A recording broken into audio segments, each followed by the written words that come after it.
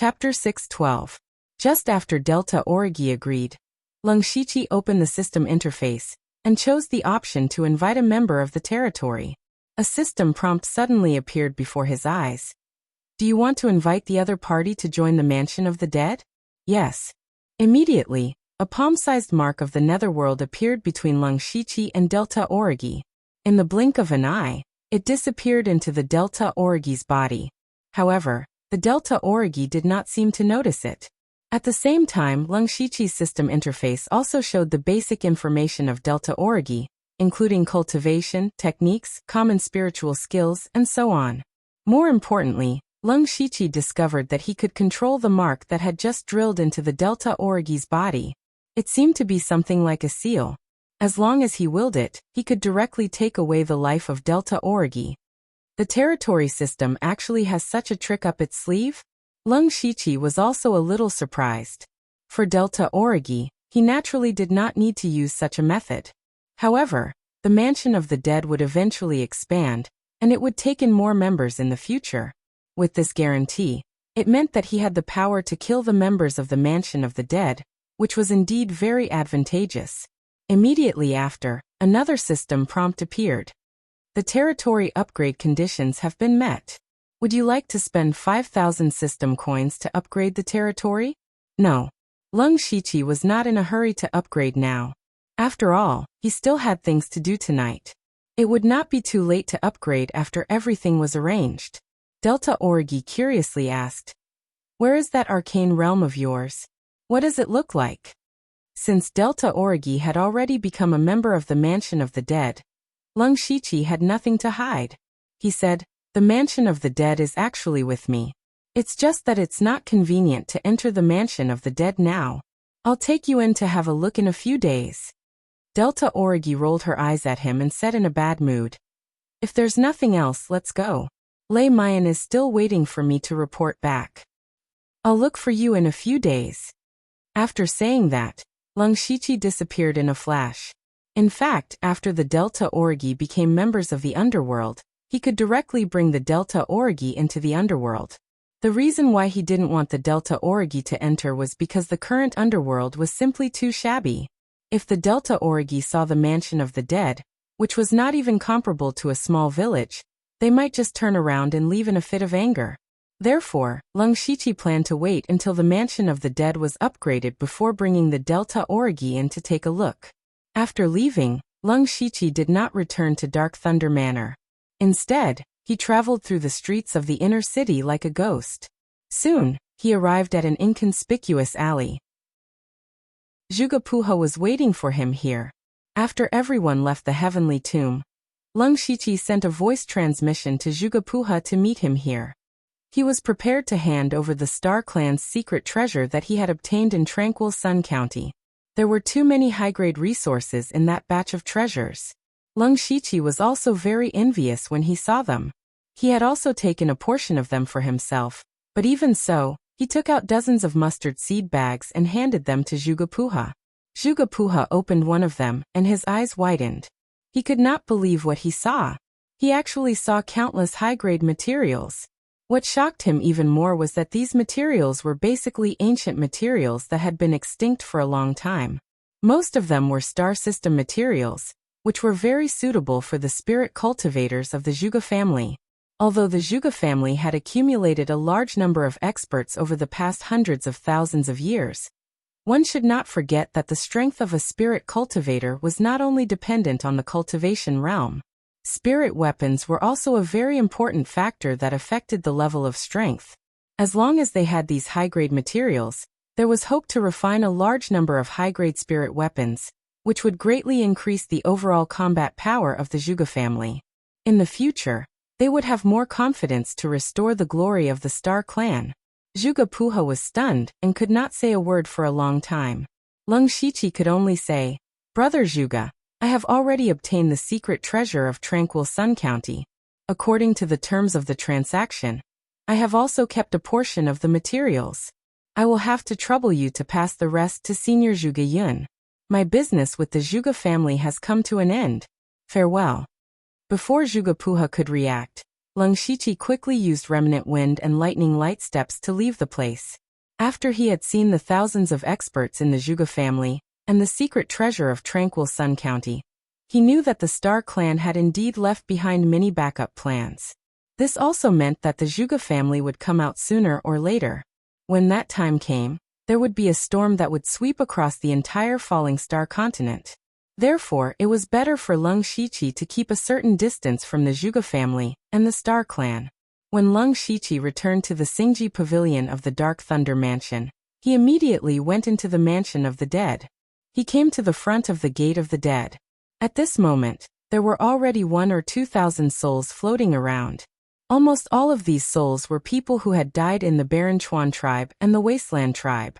A small portion of them were the Dark Thunder Guards of Tranquil Sun County, led by Li Zhangtao.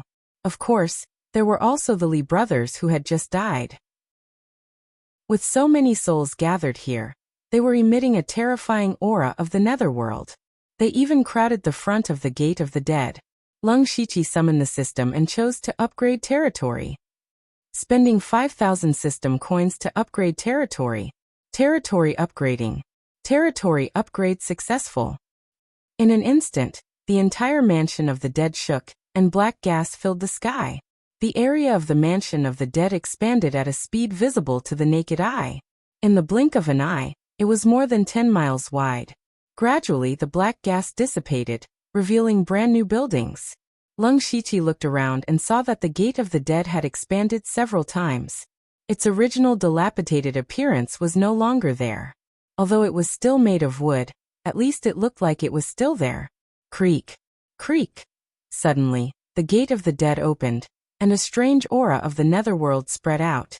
The souls that were originally floating outside seemed to be attracted by something, and began to walk into the Gate of the Dead and set foot on the road to the underworld.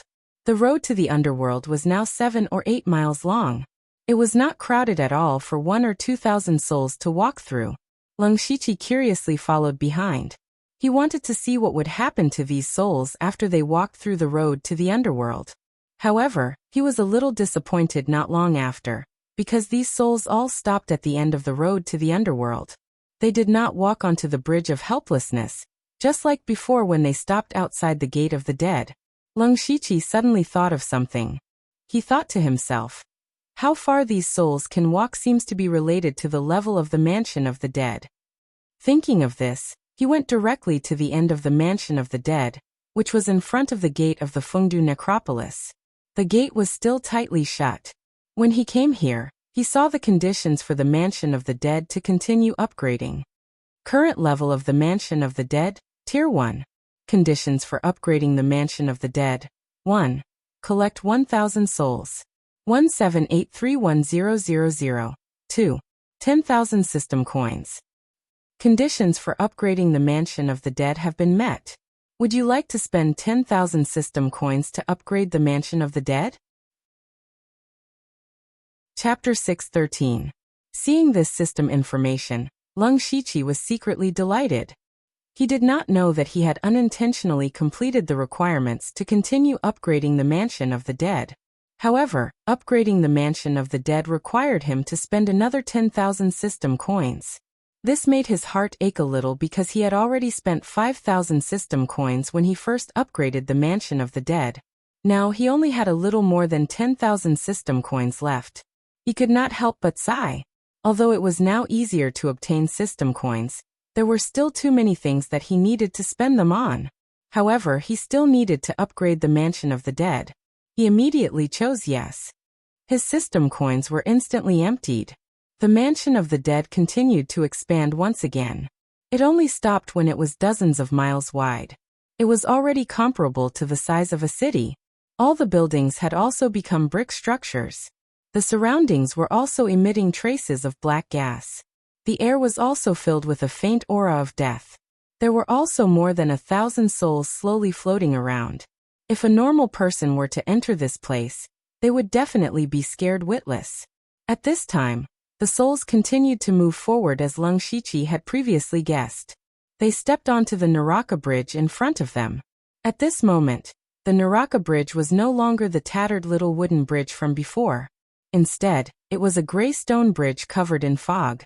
At the end of the Naraka bridge, there was a small muddy pool. It was this small pool that attracted all the souls. They subconsciously cupped a handful of the pool water and drank it. After drinking the pool water, the souls would become thinner. It could also be said that they would become purer. Lung Shiqi stood next to the small pool.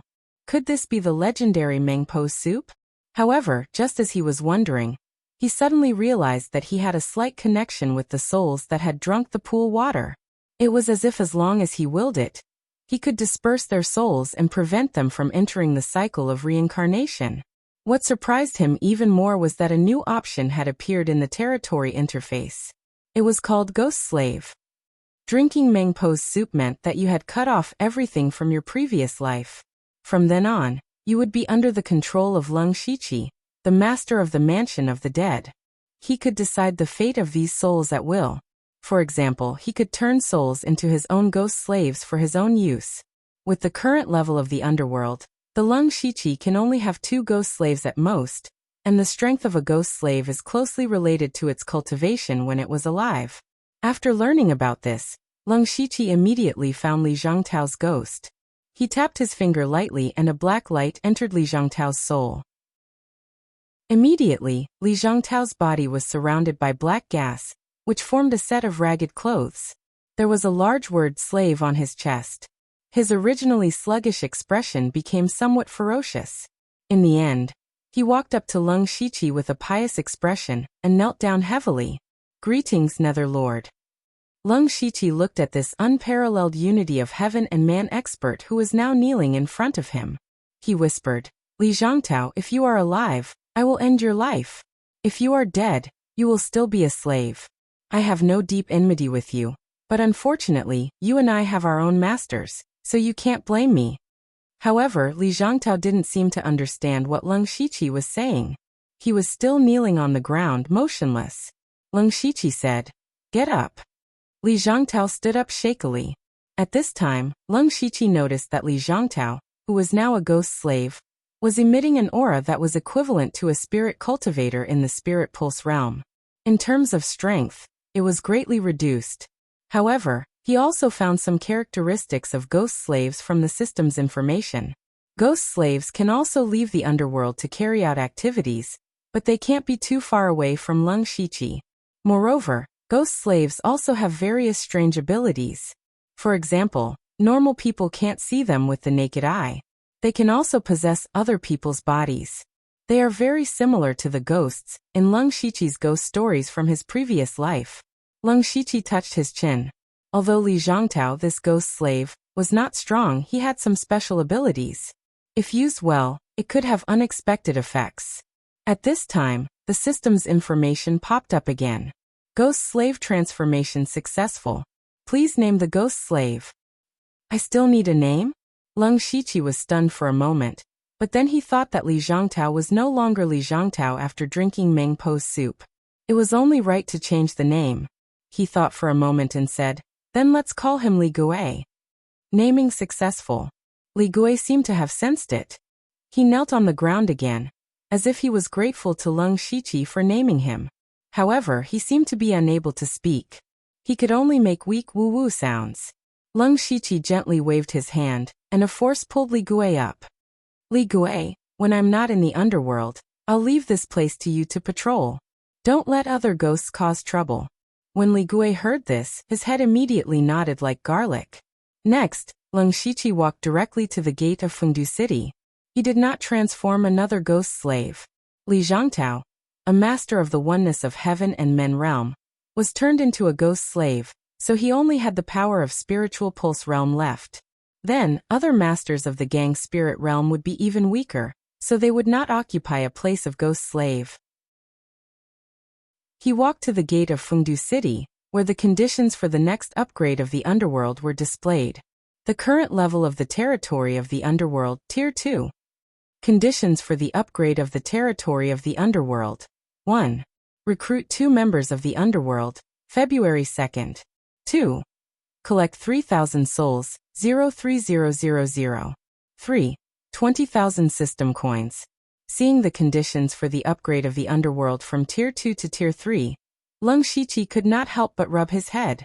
First, he had to recruit 2 more members of the underworld. This was a little easier. He already had a preliminary candidate in mind. Moreover, he knew that after someone joined the underworld, he could control their life and death at any time. As a result, the range of people could be expanded. Therefore, the first condition was relatively simple. As for the second condition, it was a bit of a headache. Because he originally had more than 1,000 souls, but that did not count. Besides, if there were no disasters or difficulties, where could he get so many souls? Did he have to start a massacre himself? There was also the last condition. It was very simple and clear. It required 20,000 system coins. 20,000 system coins was naturally affordable for Lung Shiqi now. However, the underworld was only at Tier 2 now.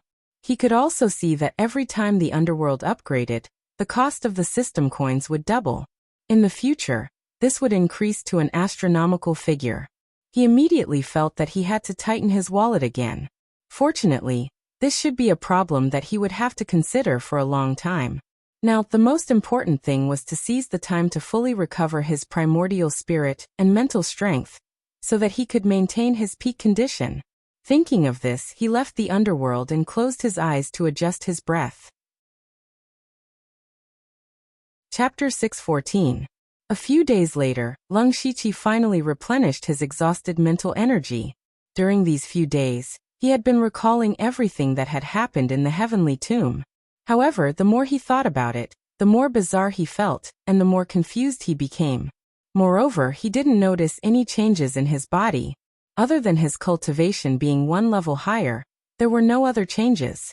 Although he didn't have any clues, he guessed that it might be related to the law of heaven and earth, that the mysterious figures in the heavenly tomb spoke of. Unfortunately, the law of heaven and earth was too far away from Lung Shiqi. He didn't have the qualifications to pry into it at all, so he didn't think about it anymore. He would just treat it as gaining 2 levels of cultivation in the heavenly tomb, which would save him a lot of cultivation time. Lung Shiqi walked out of the secret room, and was about to find the Delta Origi. Who would have thought that he would meet He Feichen, who was in a hurry? "Sir, Steward Gao is here. It seems to be urgent," He Feichen quickly said. "He came personally?" Lung Shiqi raised his eyebrows. Normally, if Eunuch Gao had something to say to him, he would summon him. Now that Eunuch Gao came personally, it meant that the matter was indeed urgent. Lung Shiqi used remnant wind lightning light steps, and arrived at the meeting hall of Xingji Pavilion in a few breaths. Eunuch Gao was indeed sitting on the main seat. "Greetings, master. No need to be so courteous. I came this time to tell you that I will bring you to participate in a grand event in a while," Eunuch Gao said solemnly. There was a hint of respect in his tone. Lung Shiqi asked doubtfully, "What grand event is it? Why does master place so much importance on it?" Eunuch Gao said solemnly, "The 70th birthday banquet of the current emperor." The 70th birthday banquet of the emperor. Lung Shiqi couldn't help but raise his voice. He wasn't very surprised. Instead, he thought of many things in an instant. Everyone knew that the emperor of the Thunderfire dynasty, Lei Qingjun, didn't have much time left. All his thoughts were on making arrangements after his death, so that the Thunderfire dynasty could continue to stabilize. How could he have the time to celebrate his 70th birthday? But Lei Qingjun still did it, so this matter was worth pondering. Lung Shiqi guessed that Lei Qingjun might want to use this birthday banquet as an opportunity to do something. Eunuch Gao nodded and said, "His Majesty's birthday banquet this time is a universal celebration. It is scheduled for half a year from now. At that time, all the upper echelons of the Thunderblaze dynasty, as well as the first-rate and top-notch sects, will enter the imperial capital to celebrate. Even the Starfall dynasty, the Northern Wei dynasty, and the 6 kingdoms of the western region would send envoys over." When the time came, the entire imperial capital would be filled with experts and influential figures from all over the world. In order to maintain the stability of the imperial city, we, the Dark Thunder Guards, have a great responsibility. Everyone who enters the imperial city, regardless of their status or cultivation, must have their backgrounds thoroughly investigated. Absolutely do not allow anyone of unknown origin to enter. Hearing this, Lung Shiqi's expression also became serious. When that time came, there would probably be tens of thousands of people pouring into the imperial capital. Moreover, each of them was either holding a powerful fist or had a profound cultivation base. How could it be easy to investigate all of them? The most troublesome ones were the people from the Starfall dynasty and the Northern Wei dynasty. They were one of the three dynasties alongside the Thunderblaze dynasty, and they were constantly at war with each other. How could they behave themselves when they came to celebrate? Lung Shiqi could foresee that in the future, the imperial capital would truly become a turbulent undercurrent. The slightest carelessness would cause it to turn into ashes. But there's no need to worry too much. The Dark Thunder Guards will only be in charge of screening and monitoring in the dark. There will still be patrolling guards in the front. That's also a hot potato. Eunuch Gao sighed and said, moreover, His Majesty's birthday banquet is not a place where anyone can come as they wish. The invitations have already been sent out. We only need to investigate according to the list of names on the invitations. Lung Shiqi thought to himself that it would be much simpler in this way. However, it would require a large number of people to spread out such a large number of people. The people in the headquarters of the Dark Thunder Guards were far from enough. Eunuch Gao naturally understood this. He said, all the sects or forces on the invitations will be carefully investigated by the local Dark Thunder Guards. However, the most troublesome ones are the people from the other two dynasties and the 6 countries of the Western region.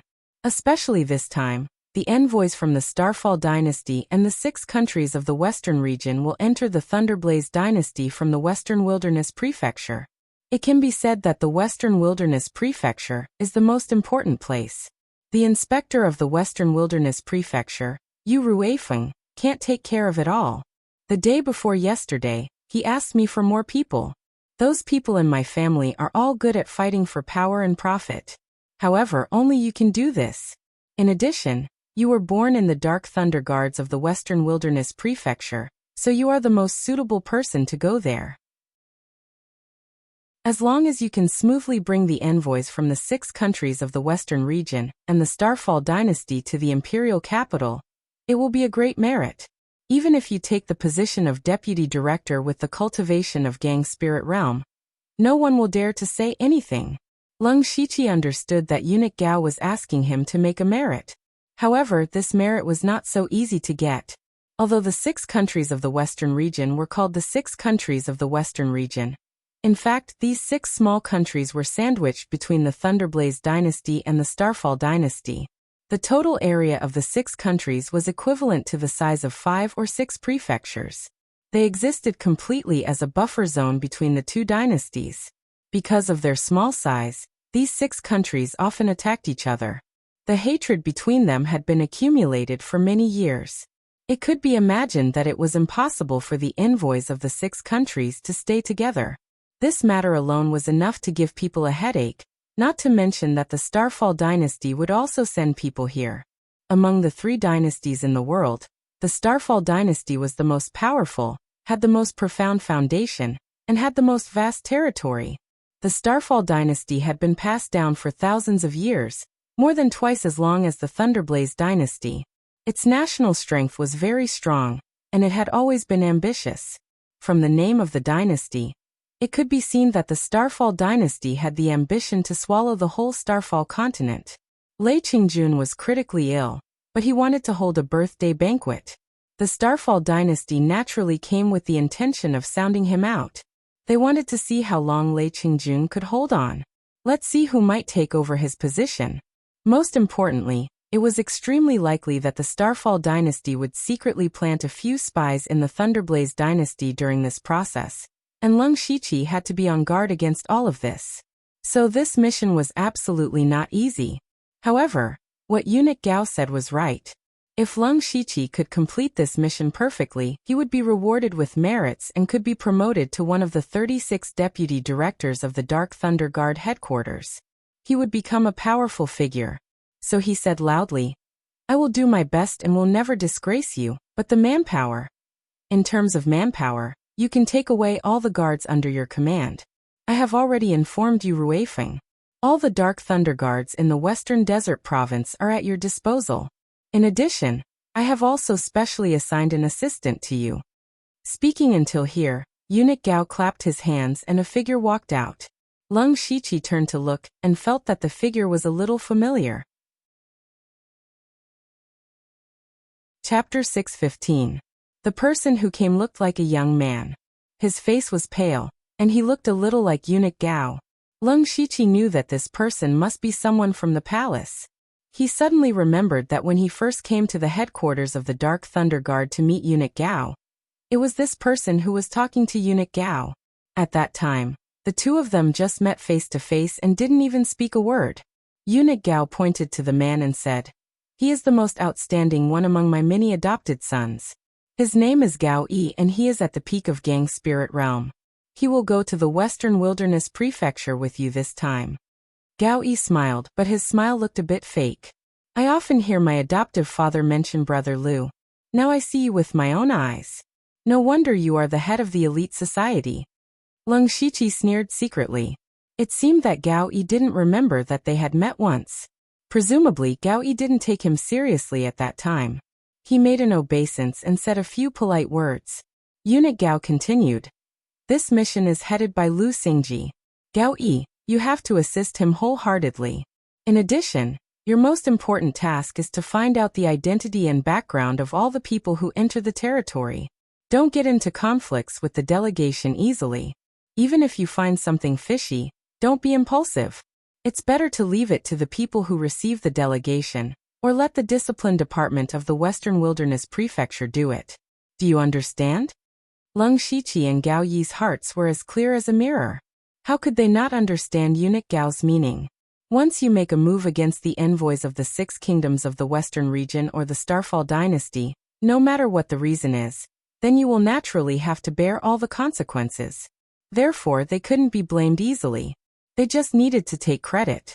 I understand. Good. You all go to prepare. Tomorrow we will set off for the Western Wilderness Prefecture. Eunuch Gao left in a hurry. It seemed that the birthday banquet made him very busy. After Eunuch Gao left, Gao Yi stopped smiling and said, "I often hear the name of Brother Liu in the palace. As the head of the elite society, you shocked the Dark Thunder Guards and defeated the Extermination Thunder Alliance.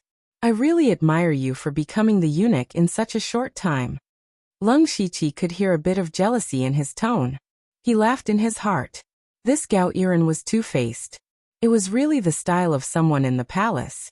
Since Eunuch Gao sent him in, as long as he behaved himself, Leng Shiqi didn't want to pay much attention to him. However, Gao Yi didn't seem to think that way. A faint cold underworld chi seeped out of his body as he said, "I've long heard that Brother Liu's strength is extraordinary. I'm itching to learn from you." Leng Shiqi's eyes narrowed. He could see that Gao Yi's cultivation technique was also the Cold Nether Treasure Manual. It was no wonder that people who knew that he had cultivated this technique thought that he was also someone from the palace. Gao Yi snorted lightly, and a bone-piercing cold nether energy appeared. Incomparably sharp icicles carrying traces of nether energy shot out from Gao Yi, rapidly spreading out. In the blink of an eye, Xingji Pavilion had become a dead zone. Leng Shiqi also released a dense amount of cold nether energy, and used the same spiritual technique. This was the spiritual technique of the Cold Nether Treasure Book, Cold Nether Hell. The two cold nether hells collided with each other. Endless cold energy and nether energy wreaked havoc, especially at the intersection. The ground cracked, and the sky darkened. Leng Shiqi's cold nether hell was gradually suppressing Gao Yi. Gao Yi's eyes suddenly became gloomy. His cultivation was clearly several levels higher than Leng Shiqi's. He had also cultivated the cold nether hell for a long time, and had already reached the large success stage. He didn't understand. What was the difference between him and Leng Shiqi? Gao Yi didn't know that Leng Shiqi's cold nether hell was at the great perfection stage. Moreover, Leng Shiqi cultivated the heavenly cycle star god art, which was a fusion of many high-level cultivation methods. His foundation was not weaker than Gao Yi's. Adding on the strength of his body, it was easy for him to suppress Gao Yi. However, he didn't just want to suppress him. Then Leng Shiqi's mind moved. The dark cold nether hell was dyed with layers of demonic crimson. All of the ice instantly turned into crimson ice crystals. Lung Shiqi's cold nether hell's strength immediately increased. It rushed into Gao Yi's cold nether hell like a whale, and tore a huge hole in it. This was the result of Lung Shiqi fusing the Crimson Ice Crystal technique into the cold nether hell. Crimson Nether Hell. Lung Shiqi hadn't used this technique since fusing it. It was a good time to test it out on Gao Yi. It seemed that the power was quite good. What? Gao Yi exclaimed. He immediately sent out another palm. Cold nether energy howled and chilling wind blew. Several palm shadows fell and barely blocked Lung Shiqi's attack. However, he was forced back more than 10 steps. Lung Shiqi didn't continue to attack. Instead, he looked at Gao Yi quietly. Gao Yi also stopped, but his face didn't look good. However, he still smiled and said, "Brother Lu's strength is really tyrannical. I admire you. By the way, I'm going to the Western Wilderness Prefecture to get some credit. I'll listen to your arrangements. If there's anything you need me to do, just tell me." After a simple fight, Gao Yi, a spirit cultivator at the peak of Spirit Astral Realm, was completely suppressed by Lung Shiqi. Although they were not fighting to the death, Gao Yi could see from this that if Lung Shiqi wanted to kill him, it didn't seem to be particularly difficult. Therefore, he completely put away his thoughts. "I don't dare." Lung Shiqi quickly waved his hand and said, "You and I are both working for Master. We help each other, we help each other." After all, Gao Yi was still the adopted son of eunuch Gao. Lung Shiqi had to give him some face. At the same time, he also tried his current strength in the fight with Gao Yi. After he broke through the middle stage of Spirit Astral Realm, all his strength became stronger. Even if he faced the peak of Spirit Astral Realm, he could completely dominate. Then he sent Gao Yi out while talking and laughing. Lung Shiqi didn't believe that Gao Yi's purpose was so simple, but he was too lazy to care too much. As long as he didn't mess up his business, it was fine. He asked He Feichen to gather all the guards. Soon, all the 5 War Thunder Guards were gathered. Including Feng Xiaomoan himself, Lung Shiqi now had the high-end fighting strength of 7 Spirit Astral Realm cultivators. There were also dozens of spirit cultivators of Spirit Astral Realm. This kind of fighting strength was far beyond the second-rate forces, and could even compete with the first-rate forces. Lung Shiqi told everyone about the mission as quickly as possible. After everyone heard it, the atmosphere suddenly became heavy. If they were asked to fight purely with the enemy, they were very good at it. But this time, their goal was the envoys of the 6 countries of the Western region and the Starfall dynasty. Those people couldn't be touched casually, otherwise, a little carelessness would lead to a disaster. Lung Shiqi looked at everyone's expression and said coldly, "What, are you afraid? The mission this time is indeed not simple. I have always believed in one sentence, and that is difficulties and opportunities coexist. Just like the last time when I wiped out the Thunder Alliance, the whole Dark Thunder Guard's headquarters didn't believe that I could complete it, but what was the result? I not only completed it, but also won a great victory and directly sat in the position of the Imperial Supervisor. I won't say much nonsense. If you want to have a meteoric rise, if you want to climb up, then rush forward with me. In addition, my subordinates never raise trash. If anyone thinks they are trash, they can leave now. I will never stop them." Chapter 6:16. When everyone heard the first half of the speech, their blood was boiling, but when they heard the last sentence, they all shivered. Even though they had not been in contact with Lung Shiqi for a long time, they were very clear about his misdeeds.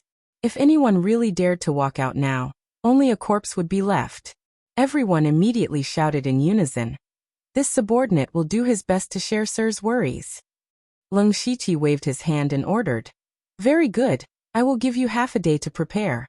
Tomorrow, you will directly teleport to the Western Desolate Province." Everyone retreated one after another. Lung Shiqi also planned to prepare, but a voice came from outside. "Greetings, Miss Lianyi." "Congratulations. Miss Lianyi's cultivation has improved again. Miss Lianyi is here to see Sir Lu, right? Please come in." Lung Shiqi's footsteps paused. He turned to look outside and saw Lianyi walking over. He could not help but think, what is she doing here again? Nothing good. He still remembered that last time. In order to help Lianyi get rid of the 9th Prince Lei Haoqing, He even did something like assassinating a prince. What was she planning this time? However, Lian Yi was after all the adopted daughter of the Dark Thunder Guard's commander, Heavenly Sovereign Black Flame. For this relationship, he should still welcome her. Miss Lian Yi, long time no see. It hasn't been long. You don't seem to want to see me? Lian Yi narrowed her eyes. Leng Shiqi immediately shook his head and said, "What are you saying? Miss Lian Yi, may I know why you have come here?" Boring.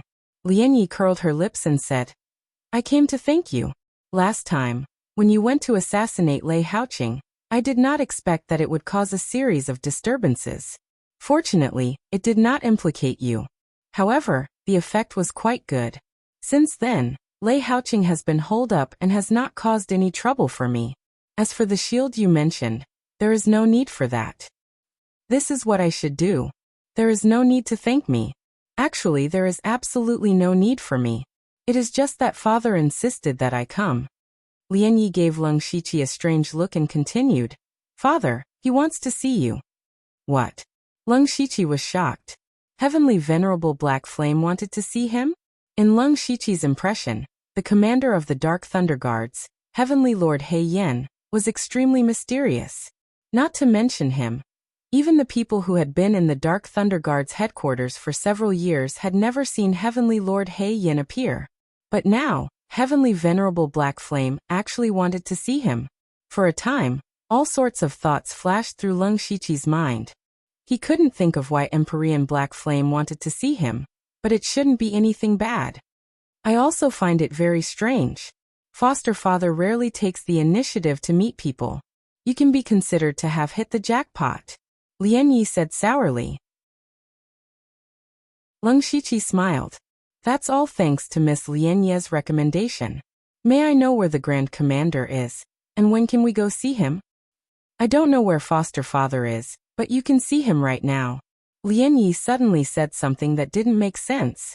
Soon after, a black flame bloomed in her palm. Suddenly the world changed. Leng Shiqi instantly arrived in a black flame hell. In the sky, a giant face slowly appeared. A face completely composed of countless black flames condensed. When the giant eyes opened, Leng Shiqi felt a terrifying pressure fall on him like Mount Tai. Leng Shiqi's face immediately paled. All the muscles in his body seemed to be squeezed to the point of bursting. He almost couldn't stand still. He let out a low shout and instantly activated the wild evil demon blood beast body. An ancient evil, an ominous aura filled the air. At the same time, he used the throbbing pulse of the earth. The powerful anti-gravity force propped up a curtain of light to make him feel better. Suddenly, the pressure disappeared without a trace, and a deep voice rang out. "You do have some skills." Leng Shiqi cupped his fists towards the sky and said, "Greetings, Grand Commander." Heavenly Sage He Yan suddenly asked, "Did you kill Li Zhongtao?" Hearing this, Leng Shiqi's heart tightened. He didn't know what the relationship between Heavenly Sage He Yan and the Li family was, and he couldn't hear anything from the other's tone. However, he still raised his head and said, "Yes." "Did you also kill Li Xinhong and Li Xinqi?" "Yes." There were very few people who knew about the death of the Li brothers. It seemed that Li Jueqing might have sent a message to Heavenly Sage He Yan. Leng Shiqi didn't deny it. He thought that Heavenly Sage He Yan would blame him, but unexpectedly, Heavenly Sage He Yan said 3 words. "Good job, Leng Shiqi." Hearing these 3 words, Leng Shiqi instantly thought of many things. He was now sure that even the Grand Commander didn't want the Li family to continue taking root in the Dark Thunder Guard.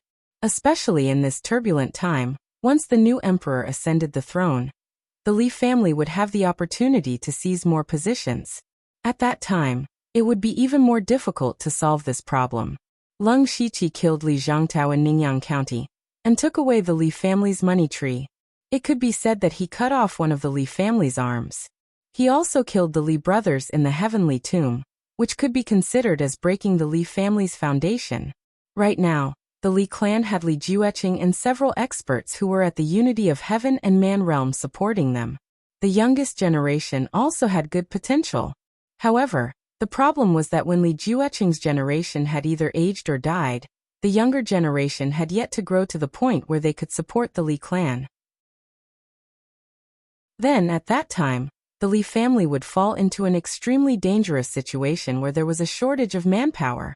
Therefore, although Leng Shiqi only killed 3 people from the Li family, these 3 people were very important to the Li family. Leng Shiqi himself didn't expect that he only wanted to complete Eunuch Gao's mission and avenge himself.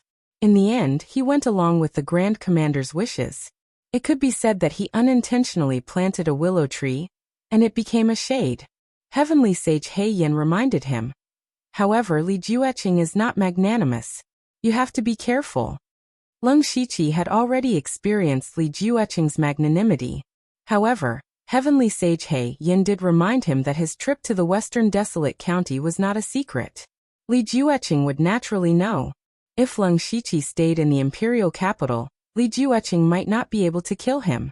However, if he left the imperial capital and went to the borderlands, where the emperor was far away, Li Jueqing would very likely secretly attack him. Therefore, he had always been very vigilant. Then again, did Heavenly Sage He Yin want to see him just to ask him this? There must be something else. Sure enough, Heavenly Sage He Yin continued. Your trip to the Western Desolate County is not only to smoothly welcome the envoys of the Starfall dynasty and the 6 kingdoms of the Western region. There is also an even more important mission.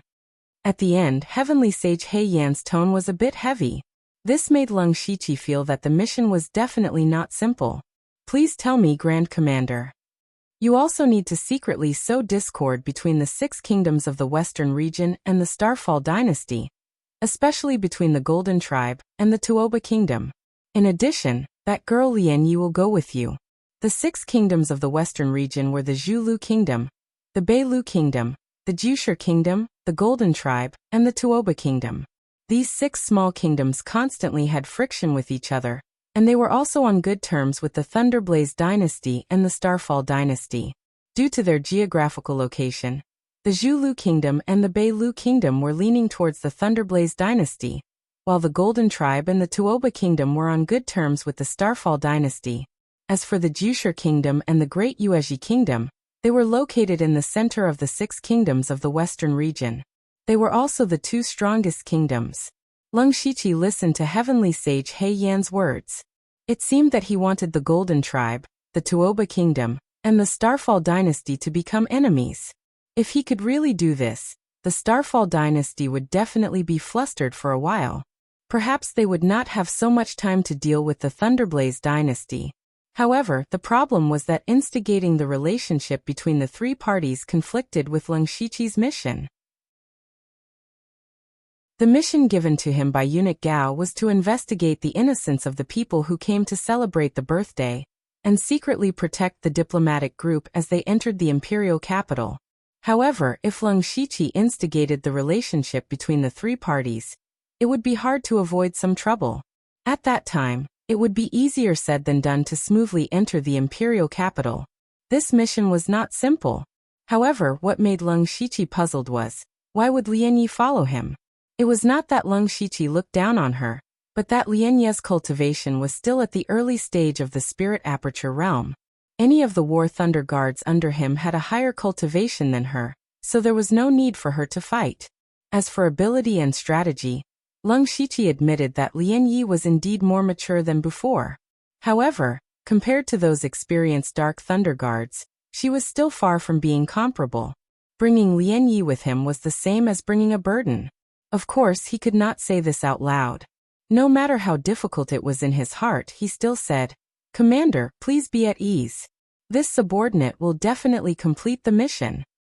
Since the commander had personally spoken, there was no reason for him to refuse.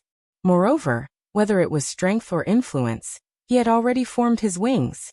It was not impossible for him to complete the mission.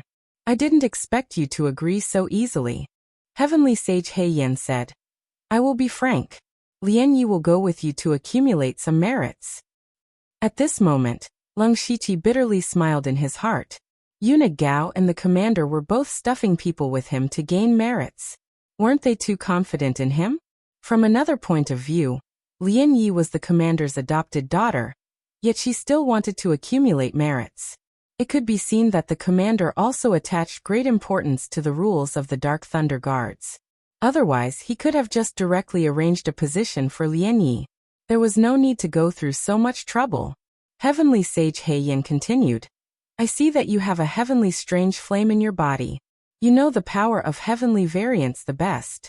If you can successfully return from the Western Desolate Province, I can give you a piece of information. A piece of information that records the location of heavenly variance. Whoosh! Lung Shiqi suddenly raised his head, his eyes revealing undisguised joy. He was well aware of the power of heavenly variance. His crimson gold earth dragon flame had yet to meet a match. If he could obtain another heavenly variant, no matter what attribute it was, it would definitely cause his strength to explosively rise once more. However, before Lung Shiqi could speak, the world of black flames suddenly began to disperse. Heavenly Sage He Yin said, "The time has come. I await your good news." Immediately after, the scene in front of Lung Shiqi changed, and he once again saw the familiar Xingji pavilion. He said to Lian Yi, who was still waiting on the side, "Miss Lian Yi, prepare to go to the Western Desolate Province." Chapter 617. West Wilderness Prefecture, Hanzhou City. At this moment, there were 3 people wearing the same clothes standing in front of the gate of Dark Thunder residence. Everyone had a worried look on their faces. Their cultivation was not weak. The leader was at the middle stage of Gang Spirit Realm, and the 2 behind him were at the late stage of Spirit Aperture Realm. At this moment, a person behind him said, "Elder Ji, are you sure it's here?" Elder Ji nodded solemnly. "I didn't want to believe it at first, but I've confirmed it several times. It can't be wrong. But this is Dark Thunder Guard. It's not good for the sect to offend Dark Thunder Guard rashly." "I know," Elder Ji growled. "But the Wind Thunder Divine Luck Stone is the sect's most valuable treasure. Without this item, those disciples will not be able to cultivate the highest grade of cultivation technique. If this continues, the Wind Thunder Tower will be completely destroyed in a few decades." It turned out that the leader was Ji Dong, the elder of Wind Thunder Tower, a second-rate sect in West Wilderness Prefecture. After Lung Shiqi and 9 Leave joined hands to steal the Wind Thunder Godly Luck Stone, Ji Dong had been tracking the whereabouts of the Wind Thunder Godly Luck Stone. Later, when the array in Wind Thunder Tower to sense the Godly Luck Stone collapsed, Ji Dong thought that the Godly Luck Stone might have been destroyed. But he didn't give up, or rather, he still had a trace of hope in his heart. So for a long time, he set up a small array and kept looking for the place where the Godly Luck Stone disappeared. Until a few days ago he finally found it. That was Hanzhou City's Dark Thunder residence. At first, Ji Dong thought that he had found the wrong place. But after many confirmations, the last breath of the Godly Luck Stone had indeed disappeared here.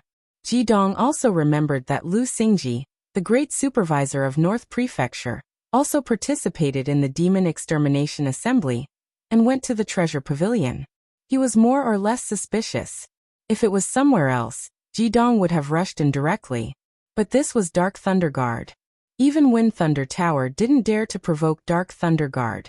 After all, no one wanted to be watched in secret every day, which made them unable to eat or sleep well. They were afraid that they would be caught if they made a mistake. However, the Godly Luck Stone was too important to Wind Thunder Tower. It could even affect the rise and fall of the sect. He had to come and ask clearly. After struggling for a while, Ji Dong still decided to go in and ask, which led to the current scene. The 2 guards in front of Dark Thunder Manor saw Ji Dong, and the others standing there for a long time. Finally, they couldn't help but ask, "Who are you people? Why are you loitering in front of Dark Thunder Manor?" Ji Dong tried his best to calm himself down. He smiled and said, "I am Elder Ji Dong of the Wind and Thunder Tower. I am here to seek an audience with the great supervisor, Lord Lu. May I trouble you to inform him?" When the 2 guards heard this, they silently looked at each other. One of them said, "Lord Lu is not in the residence. Please go back." "The 2 of you," this old man has specifically asked around.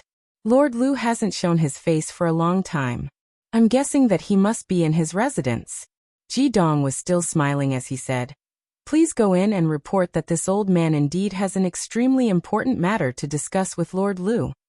The guard immediately said coldly, "If he's not here, Then he's not here. There's no need for us to lie to you. Jidong knew that if he didn't use some tricks today, he wouldn't be able to enter the gate. Suddenly, the majestic wind and thunder spiritual gang rose around him with extraordinary momentum. The two guards were only in the spirit transformation realm. They were directly forced to retreat by the spiritual gang. The two of them were suppressed by the horrible momentum and couldn't even call for help. Right at this moment, a strand of black shadow flashed by swiftly. It was a sword light, and it was like a venomous snake that was hidden in the darkness. Jidong also saw the sword light. A trace of disdain flashed in his heart. The sword light was extremely fast, but it was obviously not in the gang spirit realm. It posed no threat to him. However, at the next moment, his face suddenly changed, because the black shadow tore apart the wind and thunder spiritual gang around him.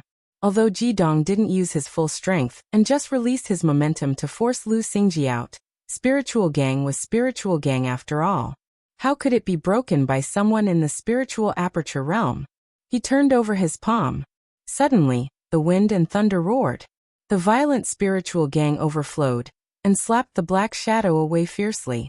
However, the black shadow continuously dissipated the force in the air and finally landed steadily. He was not hurt by Jidong. And this person was Qin Jianchen. Stop. An old voice came.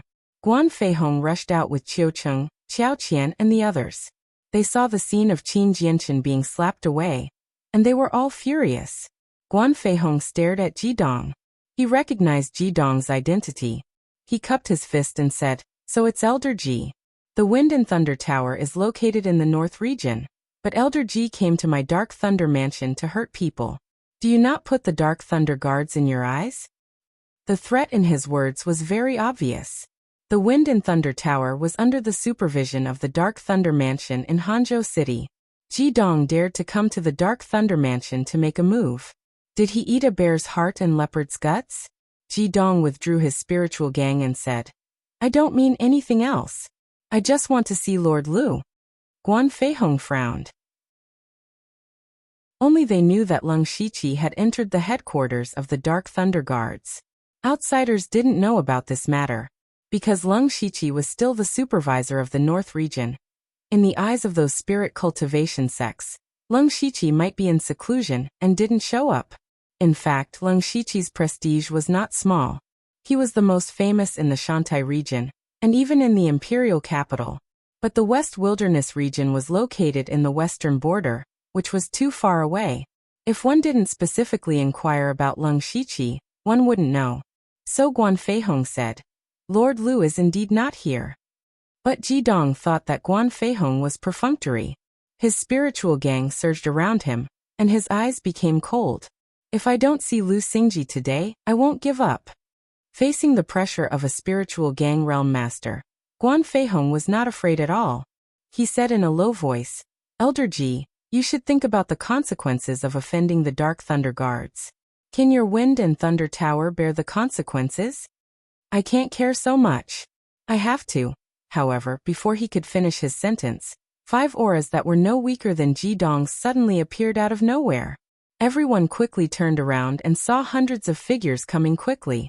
The leaders were all in the spiritual gang realm. Behind them, there were dozens of spiritual aperture realm cultivators and hundreds of spiritual pulse realm cultivators. Everyone was shocked. When did so many strong cultivators appear in Hanzhou City? These people could easily annihilate a second-rate sect. But immediately, Guan Feihong and Jidong's expressions changed greatly. Guan Feihong was surprised and happy, while Jidong's face was black. Because when the group of experts came closer, they saw that they were wearing the clothes of the Dark Thunder Guards. Even though their clothes were slightly different from Guan Feihong and Qin Jianchen, they were still very similar. In the Thunderflame dynasty, only the Dark Lightning Guards would wear this kind of clothing. Jidong was stunned. He didn't understand where these experts came from. Even if all the Dark Thunder Guards in the West Wilderness region were gathered together, there might not be so many. He didn't understand, but he knew that he was in danger. The people who came here were naturally the 5 War Thunder Guards under Leng Shiqi, as well as many secret Thunder Guards who were in charge of intelligence investigation. They didn't expect that they would encounter someone who came to trouble the Dark Thunder Guards. As soon as they arrived in Hanzhou City, Elder Huang and the other spiritual gang realm cultivators all snorted and instantly blocked Ji Dong with various spiritual gang realms. Their eyes were cold. The rest of the hundreds of experts also surrounded the three of them, eyeing them covetously. The two spiritual Aperture Realm disciples of the Wind Thunder Tower had never seen such a scene before. They were scared out of their wits. At this moment, a slight sound of footsteps was heard, and all the Dark Thunder Guards silently opened up a path, and a figure walked towards them. This person was wearing a purple cloak and a feathered official hat. His eyes were as sharp as an eagle's. Seeing this person's face, Guan Feihong, Qiu Cheng, Xiao Qian and the others' pupils shrank and then turned into boundless joy. When this person stood still, the Dark Thunder Guards of Hanzhou City and the Dark Thunder Guards of the imperial capital all knelt down and shouted, "Greetings, my lord!" Chapter 618. In front of the gate of the Dark Thunder Mansion, many people knelt down in an instant, leaving only 4 people standing. Ji Dong looked at this scene in a daze. Wasn't the person standing in front of him Lu Xingji whom he had to see? He was really not in the mansion. Lu Xingji. As soon as Ji Dong opened his mouth, several inspectors of Gang Spirit Realm took action at the same time. All kinds of Gang Spirit Realm burst out and pressed on Ji Dong. Ji Dong was shocked and quickly resisted, but he was a spiritual caster. If he was well prepared, his combat power would be infinite. But how could he resist the sudden attack of 5 masters of Gang Spirit Realm? He was injured by several people in an instant, and a trace of blood overflowed from the corner of his mouth. One of the inspectors shouted, "How dare you call His Excellency's name directly? How dare you? Don't be so irritable. Elder Ji and I are old acquaintances." But Lung Shiqi waved his hand and said very calmly, "Elder Ji, you insist on seeing me. What is the matter?" Ji Dong forcibly suppressed the spiritual power that was about to go berserk in his body. Seeing Lung Shiqi's attitude seemed to be easy to talk to, he cupped his hands and said, "Lord Lu, I'll be frank. My Wind and Thunder Tower's most precious treasure, the Wind and Thunder Stone, has been stolen. You should know this." Lung Shiqi nodded and did not deny it, but he had already guessed Ji Dong's intention. "In that case, it's easy to say. I perceive through the formation that the Wind and Thunder Stone finally disappeared in the Dark Thunder Mansion. Lord Lu, please tell me the truth. Is the Wind and Thunder Stone in your hands?" After he finished speaking, he looked straight at Lung Shiqi, as if he wanted to see something from Lung Shiqi's expression. However, what he never expected was that Lung Shiqi suddenly took action. Suddenly, the strange Nirvana wind burst out, and a terrible storm suddenly formed, sending out visible ripples. Even the spiritual power of heaven and earth was stirred up. Whirlwind. Ji Dong didn't expect that Lung Shiqi would suddenly take action. What shocked him even more was that Lung Shiqi's power was even stronger than that of several Gang Spirit Realm masters just now. However, he also felt a trace of the Wind and Thunder God's Luck Stone from the Lung Shiqi's Nirvana Remnant Wind. The Wind Thunder Divine Luck Stone was indeed obtained by him. Ji Dong didn't have time to form a seal, but he tapped the space between his eyebrows. With a wung sound, a fierce wind suddenly appeared, and an astral wind spiritual array appeared out of thin air, protecting him firmly within.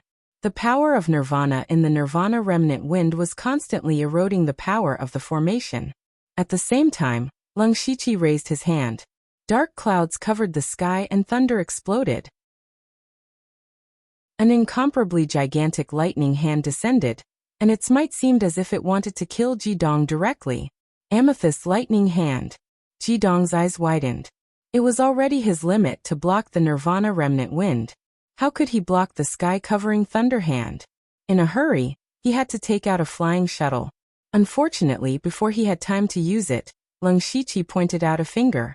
Starlight flashed, and the Blood Thunder star-shattering finger directly smashed the flying shuttle. Ji Dong suddenly felt desperate. Boom!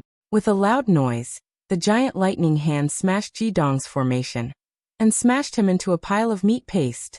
Ji Dong, who had cultivated the power of wind and thunder for decades, finally died in the hands of the power of wind and thunder, which was a kind of irony. As for the 2 disciples of spiritual aperture realm he brought, they had already been killed by several inspectors. Guan Feihong and the others had been in a state of confusion. They had been enjoying a lot of resources these days, so their cultivation had improved by leaps and bounds. Guan Feihong and Qiao Cheng were both in spiritual aperture realm, and Xiao Qian was in the late stage of spiritual pulse realm.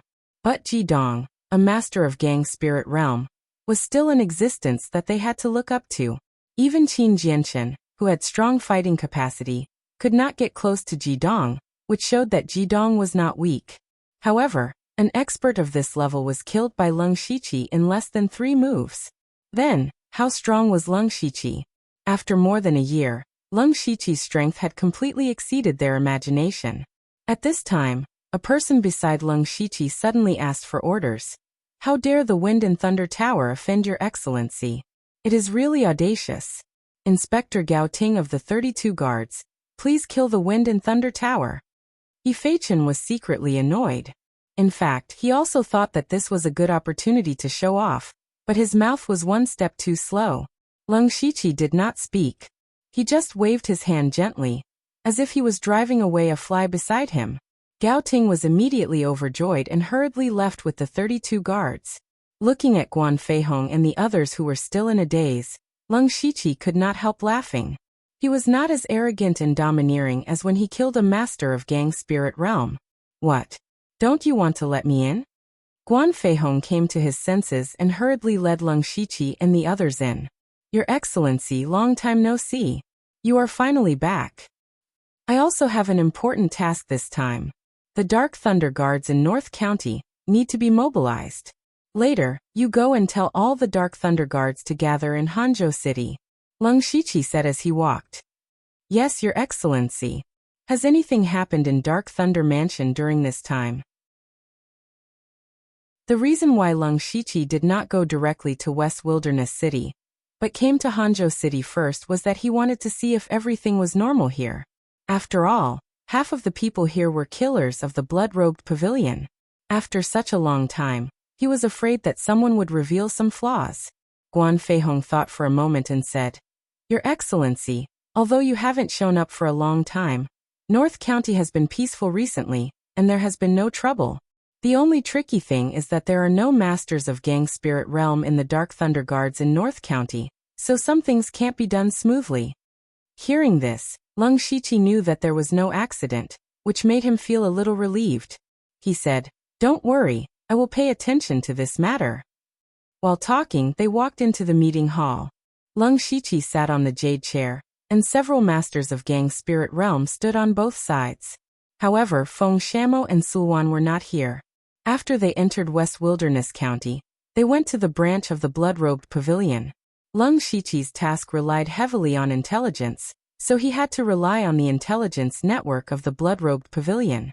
Gao Yi and Lian Yi were not his subordinates, but went directly to West Wilderness City. In fact, he came to Hanzhou City for a second purpose, which was also related to the task given to him by eunuch Gao. He asked Guan Feihong, How is the business of the families in those cities recently? The business he was talking about was smuggling. Under his tacit consent, dozens of families of various sizes were secretly transporting prohibited goods from the 6 countries of the western region to the Thunder Flame dynasty.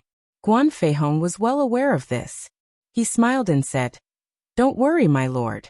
The business is going well. Right now, our Dark Thunder Manor has accumulated a large amount of resources. I was thinking of sending them to you in 2 days. Leng Shiqi narrowed his eyes and pondered, tapping his fingers on the jade chair. During this time, no one dared to disturb him.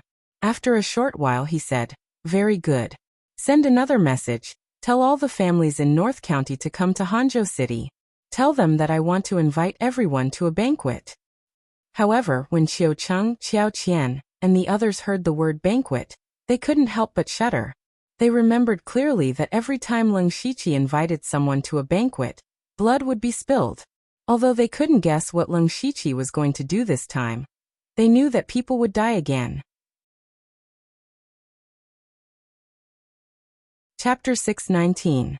The Western Wilderness Prefecture was not peaceful these days.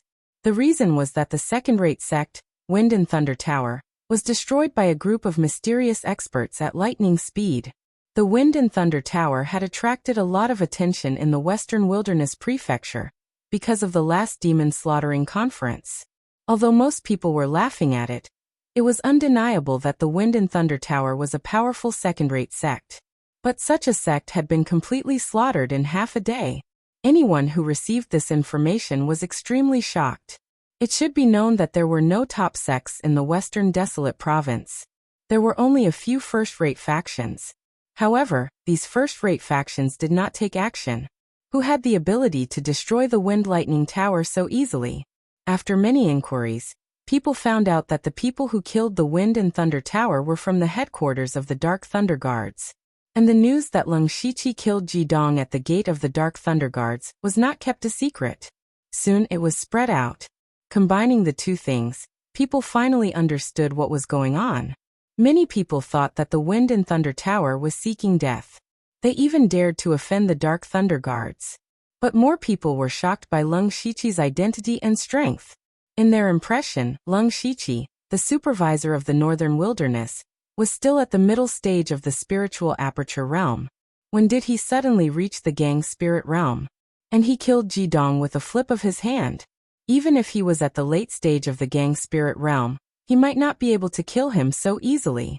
In addition, some people judged Leng Shiqi's identity from his clothes. He was the supervisor of the headquarters of the Dark Thunder Guards. Although the major sects of the Western Wasteland province were far away from the Imperial City, and some would never go to the Imperial City in their entire lives, even if they had never eaten pork, they would still have seen pigs run. That eunuch envoy was an important figure, who was half a level higher than even a patrol envoy.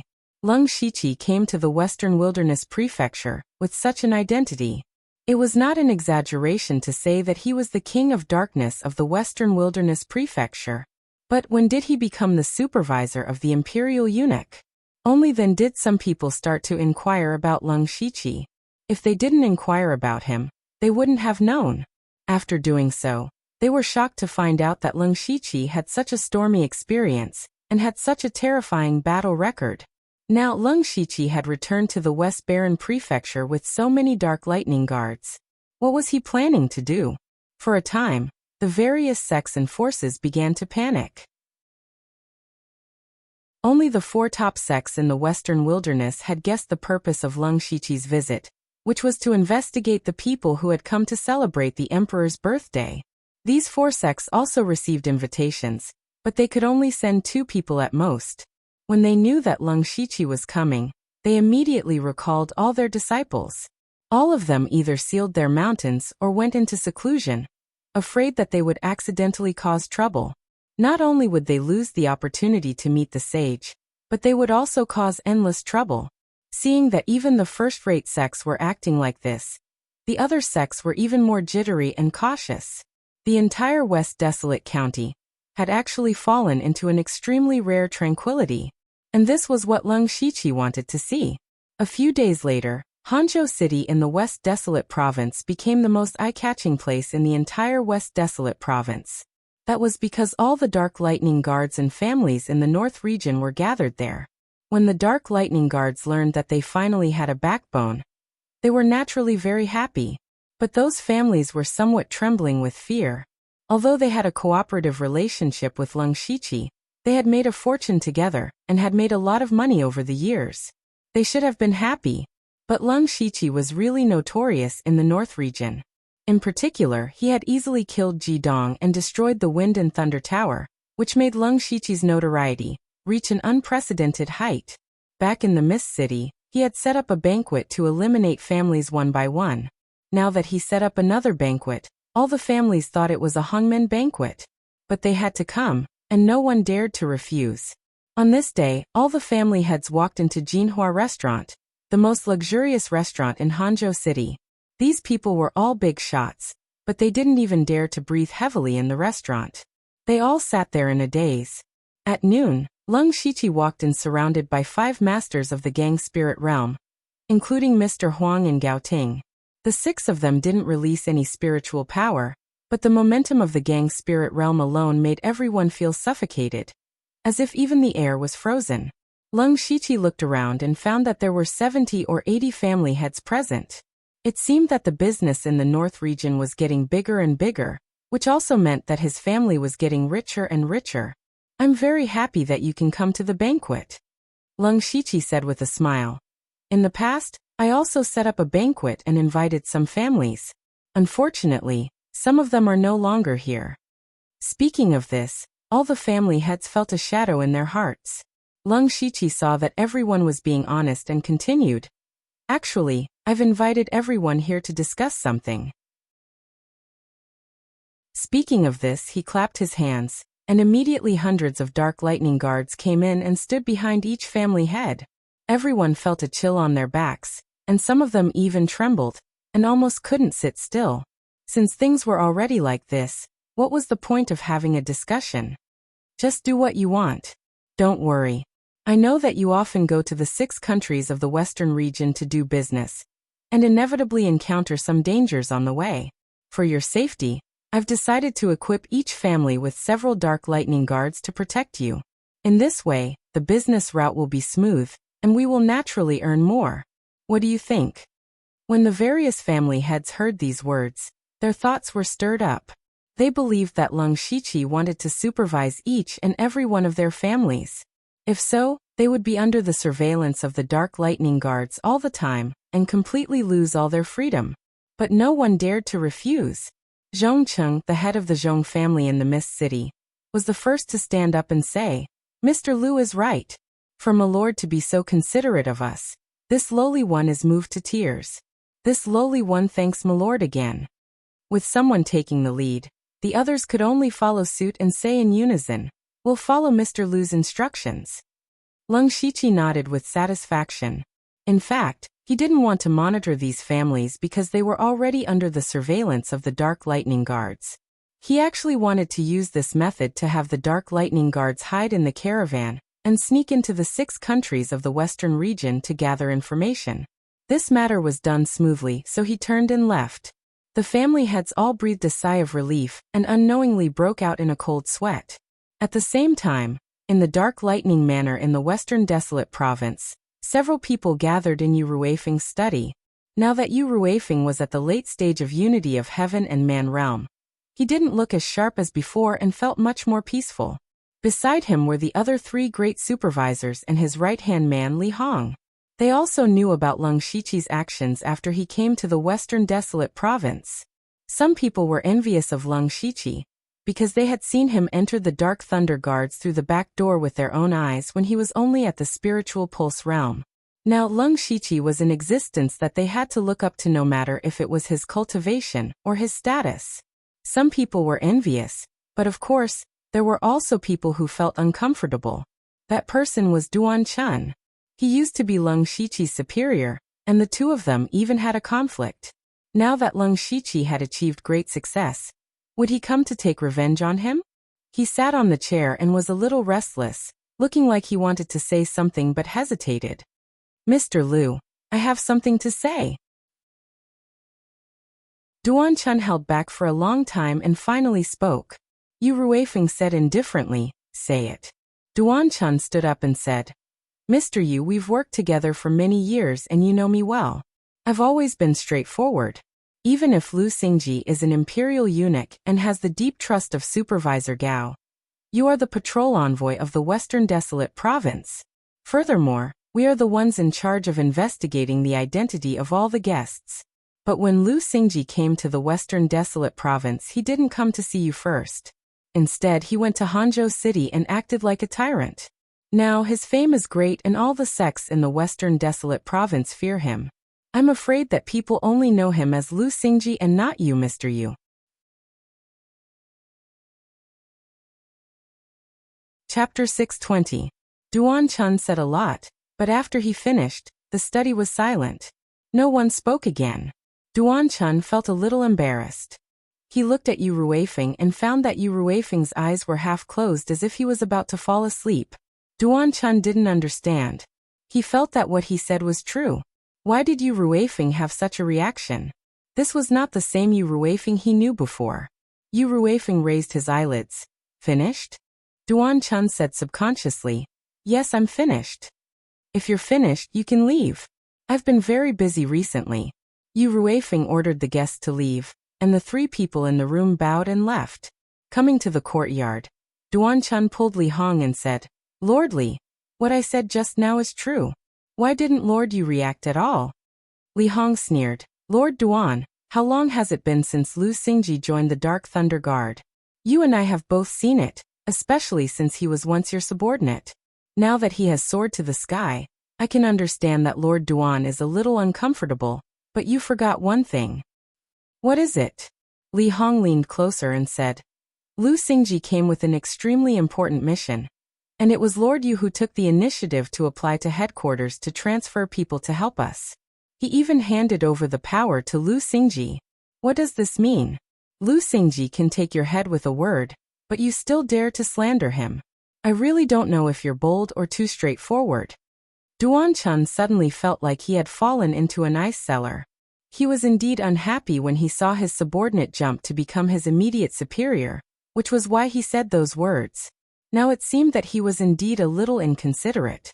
Just as they were walking outside, a Dark Thunder Guard ran to Yu Ruifeng's study and shouted, Lord Yu, there are 2 people outside the residence named Gao Yi and Lian Yi asking for an audience. And Yu Ruifeng's eyes suddenly widened. He waved his hand and blew open the door. Who did you say came outside the residence? The man repeated, It's Gao Yi and Lian Yi. Hearing these 2 names, Duan Chun and Li Hong were puzzled because they had never heard of these 2 people. But looking at Yu Ruifeng's expression, it was obvious that the 2 people's identities were not simple. It was no wonder that they didn't know that Gao Yi was Eunuch Gao's adopted son, and could be said to be the most outstanding adopted son. However, Eunuch Gao had quite a number of adopted sons. Furthermore, Gao Yi spent most of his time deep in the palace. Only the ministers who often went in and out of the palace would recognize him. It was impossible for the border inspectors like Duan Chun to recognize him. They had never even heard of him. As for Lian Yi, the people who knew of her identity were basically those in the Dark Thunder Guard headquarters and the inner city of the imperial capital, so it was even more impossible for them to know. Yu Ruifeng briefly explained the identities of these 2 people, causing Duan Chun and the others to turn pale with fright. Eunuch Gao's adopted son, Empyrean Black Flame's adopted daughter. What kind of noble status was this? It was an existence that they would never be able to reach in their entire lives. Yu Ruifeng hurriedly led several people out to welcome them. When they arrived at Dark Thunder Manor's entrance, Lian Yi was looking left and right. Gao Yi smiled and said, Lord Yu, it's an honor to meet you at last. Please come in, Eunuch Gao. Yu Ruifeng smiled as well. Gao Yi shook his head and said, I don't dare to accept the title of Eunuch Gao. Lord, you can just call me Gao Yi. Yu Ruifeng thought that it made sense. So as to avoid offending Steward Gao's name, he welcomed Gao Yi and Lian Yi into the discussion hall and asked, Eunuch Gao Yi and Miss Lian Yi have come all the way to the Western Desolate Commandery. I wonder what honorable business you have. Gao Yi looked at Lian Yi and found that she had no intention of speaking. Only then did Gao Yi open his mouth and say, We are actually here to assist Lord Lu Xingji. When these words came out, everyone in the hall was shocked. With the identities of these 2 people, they were actually only Lu Xingji's assistants? That Lu Xingji already had such a high status. The others were only shocked, but Duan Chun also had a trace of fear in his heart. He was already rejoicing that Yu Ruifeng did not pay attention to his words. Gao Yi looked at everyone's expression and secretly smiled. However, he did not expose them. Instead, he changed the topic and said, Lord Lu has already arrived in Hanzhou City. I'm sure everyone already knows. He said that he will be here soon to discuss with all of you how to arrange and monitor the various countries' diplomatic missions. Yu Ruifeng said, Regarding this matter, we are already working on it. We have already obtained the names of the various countries' diplomatic missions, and are preparing to investigate them one by one. However, my Dark Lightning Guards also have to monitor the West Desolate Province at the same time, so we are a little short on manpower. I wonder when Lord Lu will be here? Suddenly, a voice came from outside. I'm already here. Everyone looked over at the same time. Unknowingly, a figure was already standing outside the discussion hall. It was Lung Shiqi. Everyone looked at Leng Shiqi in shock. He was clearly in Hanzhou City yesterday, so how did he come to the West Desolate City now? Could it be that he could grow a pair of wings and fly over? In fact, Leng Shiqi really did fly over.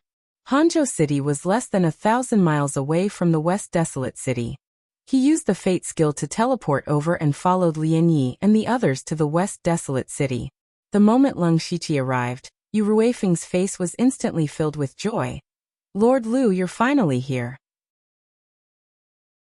Lord Yu, this junior doesn't deserve the title of Lord. Leng Shiqi immediately said humbly.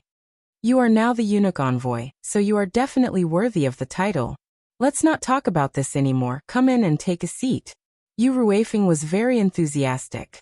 After all, Leng Shiqi had saved his life before.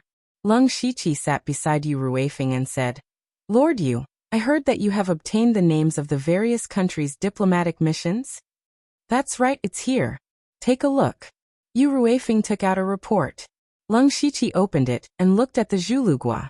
Shortly after, his eyes were filled with shock because the Zhulugua's King Gus was actually going to personally celebrate Lei Qingjuan's birthday. But thinking about it, King Gus had only ascended the throne for a short period of time. Moreover, he had some conflicts with the Thunderfire dynasty.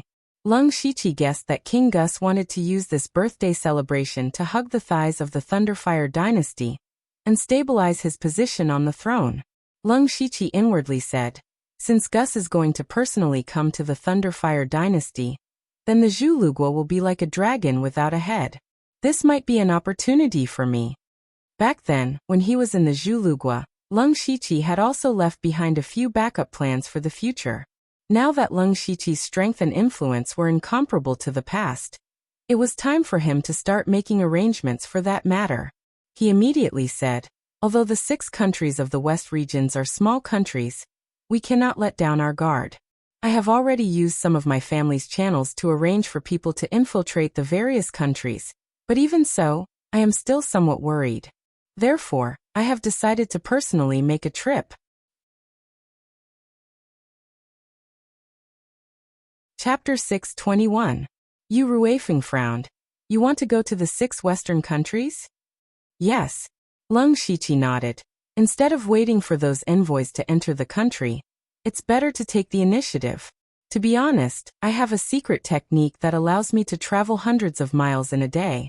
The 6 Western countries aren't large, and they plan to enter the country in 2 or 3 months.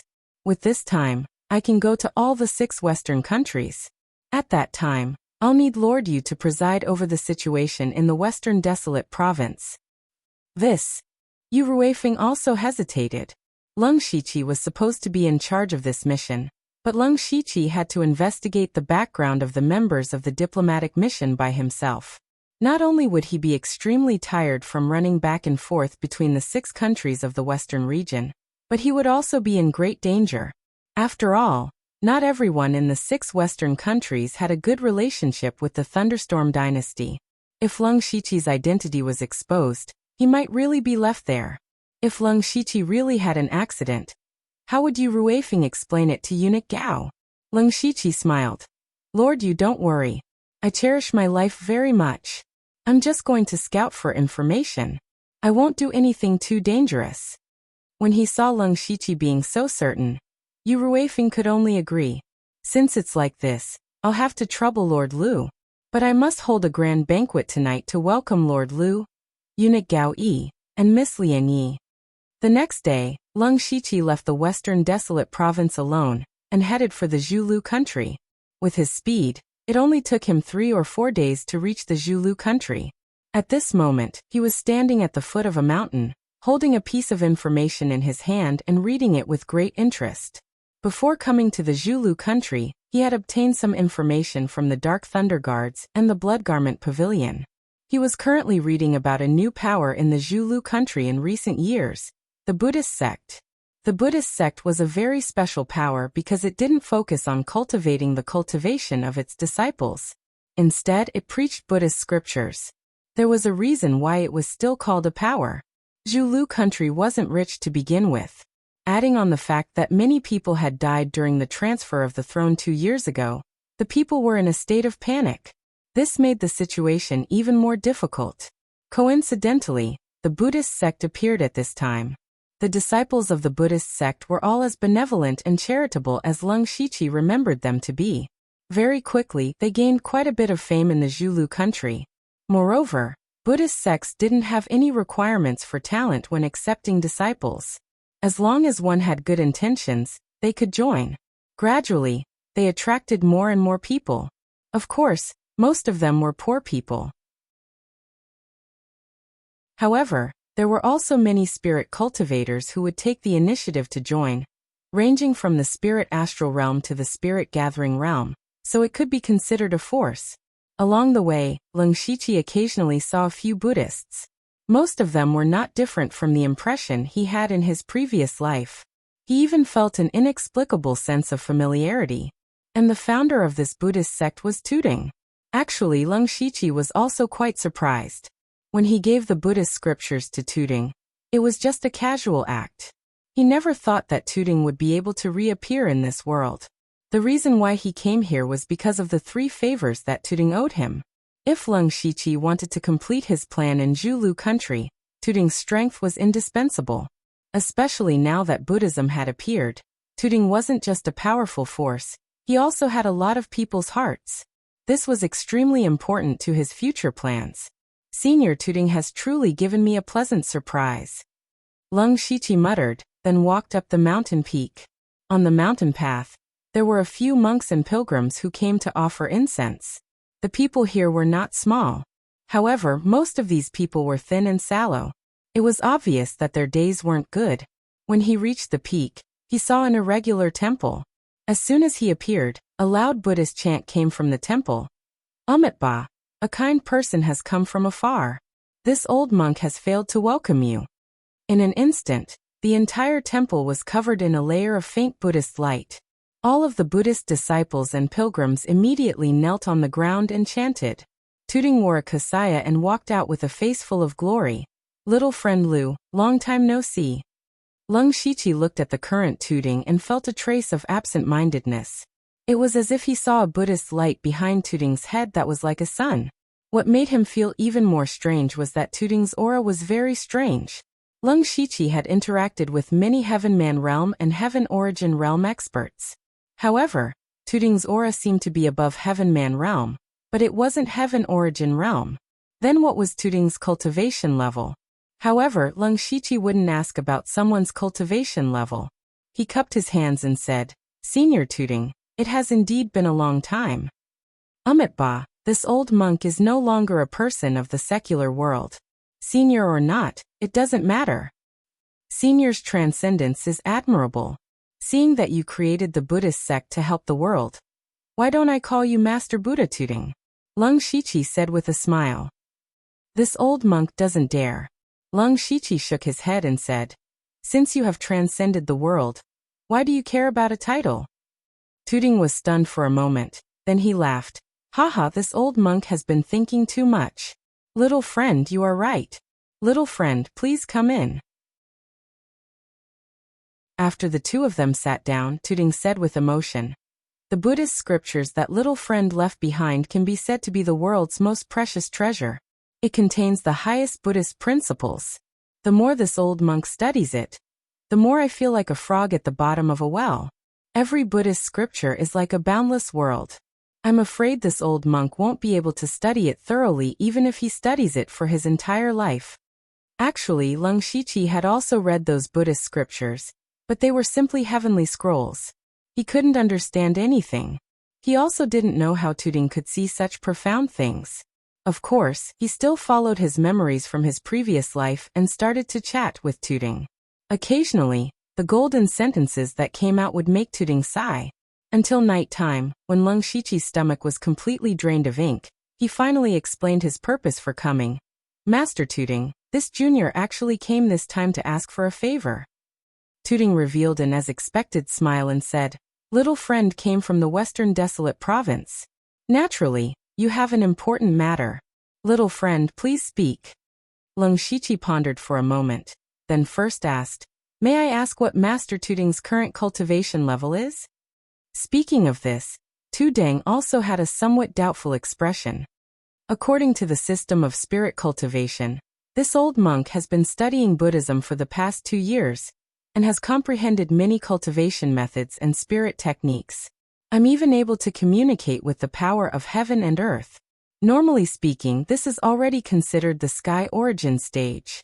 However, this old monk's spirit energy hasn't transformed into the power of heaven and earth, so I can only be considered half a step into the sky origin stage.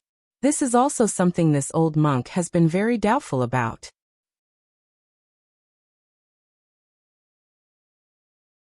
Chapter 622.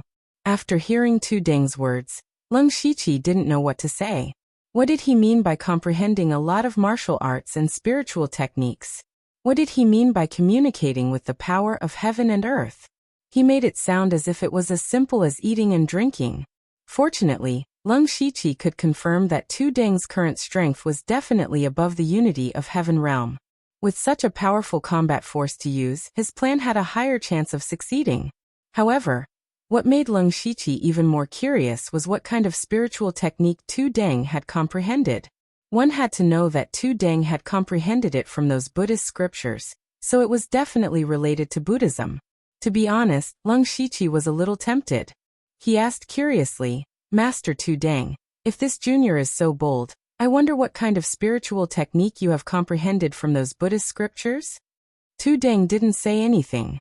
He clasped his hands together, and his body shone with a blazing Buddhist aura. Boundless Vajra power surged over. At the same time, Tu Deng's body was dyed with a layer of dazzling gold, as if he was a Vajra Buddha. Vajra, indestructible divine art. Leng Shiqi couldn't help but exclaim. Oh, Tu Deng was slightly surprised. This old monk didn't name this technique after comprehending it. Little friend's Vajra, indestructible divine art, is indeed very appropriate. Leng Shiqi couldn't help but admire Tu Deng. He was actually able to create a powerful technique like Vajra, indestructible divine art from those seemingly ordinary scriptures. This was a divine art that was known as the strongest in defense. It allowed one to transform into a Vajra body that was impervious to weapons, water, and fire. It was invincible in close combat. However, Tu Deng used his palm as a saber and released a saber beam. Strangely, this saber beam didn't have any killing intent. It even gave off a very warm feeling. It was as if this saber technique wasn't created to kill people. A name suddenly appeared in Leng Shiqi's mind: Merciful Saber Technique. Tu Deng successively used the Buddhist divine arts from his previous life: the Great Steel Breaking Hand, the Vajra Finger, the 12 Dragon Capturing Hands. Leng Shiqi couldn't take it all in. He was even more shocked. In the end, Tu Deng struck out with his palm. Leng Shiqi actually heard boundless Sanskrit chants ringing in his ears. When he looked up, he didn't know when the 8 divine Buddhas had appeared in the world. A huge palm illuminated by Buddha's aura slowly descended, as if it was going to subdue demons and devils, fully displaying the might of the divine Buddhas. Leng Shiqi opened his mouth and murmured, This can't be the Buddha's palm, right?" Tu Deng's palm didn't land. He stopped halfway, and the golden light that filled the sky suddenly disappeared. His control over his strength had already reached a perfect state. This palm technique doesn't only have one move, but a set. It can be said to be broad and profound. It's a pity that this old monk's perception is limited. So far, I've only comprehended 6 moves. Tu Deng said with a vexed voice. Leng Shiqi really wanted to find a piece of tofu and kill himself. He originally thought that his perception was already very high. Otherwise, he wouldn't have been able to fuse so many divine arts and spiritual skills. But compared to Tu Deng, it was simply a small fry. This person could casually create all kinds of mystical divine arts. Even the Gu arts that were famous in the 6 kingdoms of the western regions were created by him. Now he had actually created so many powerful spiritual techniques from those scriptures. The weakest spiritual skill that Tu Deng used just now was at the 6th level. Even the Vajra body divine art and the Buddha's palm had already reached the 7th level, or even higher. Although these divine arts and spiritual skills were slightly different from what Leng Shiqi remembered from his previous life, they were more than 80% similar. Leng Shiqi really felt that it wouldn't be an exaggeration to call Tu Deng a living Buddha. Tu Deng withdrew his Buddhist power and said, Since little friend asked about this old monk's cultivation and spiritual skills, you must have a use for this old monk. Little friend, please feel free to ask. Leng Shiqi pondered for a moment, and took out an emerald green pearl. This was one of the 3 pearls that Tu Deng gave him.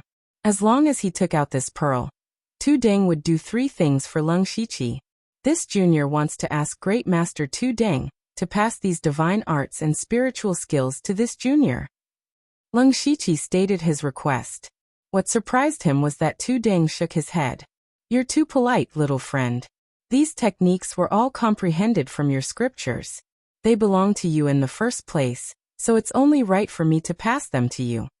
Leng Shiqi smiled but did not say anything. He directly crushed the emerald green pearl and said, "These things are too precious.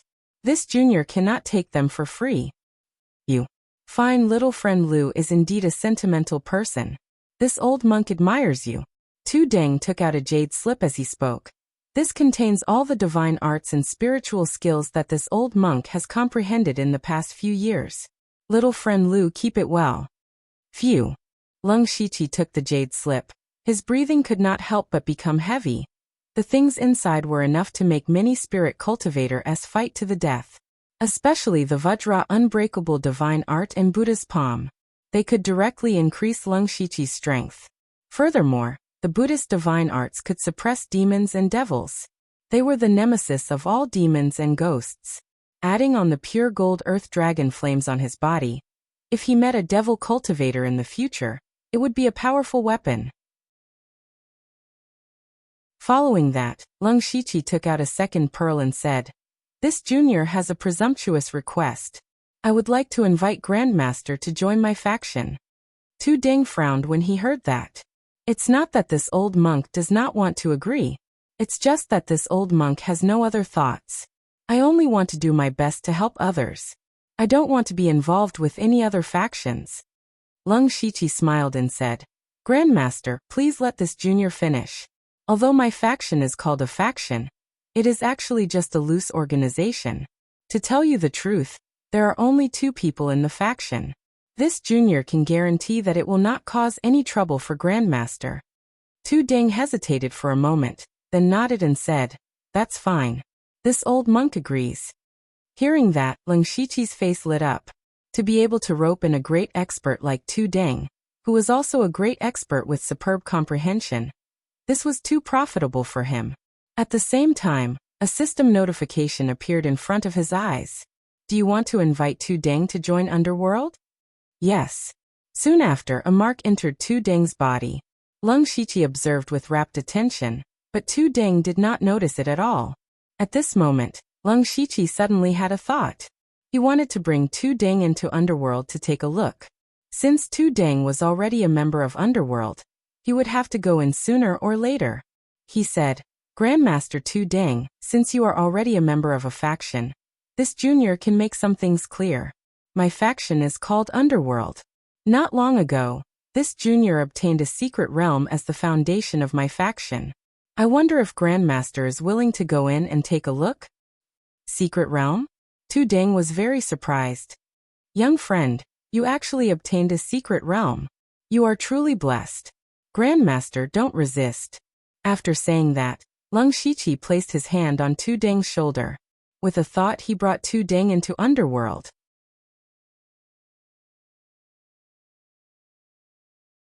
Chapter 623. The moment Tu Deng entered the Underworld and saw the scene, his expression changed. This place is the land of extreme negative energy, the land of extreme evil, the land of great evil. However, there seems to be a trace of faintly discernible vitality in the deepest part of the cave. It's really strange.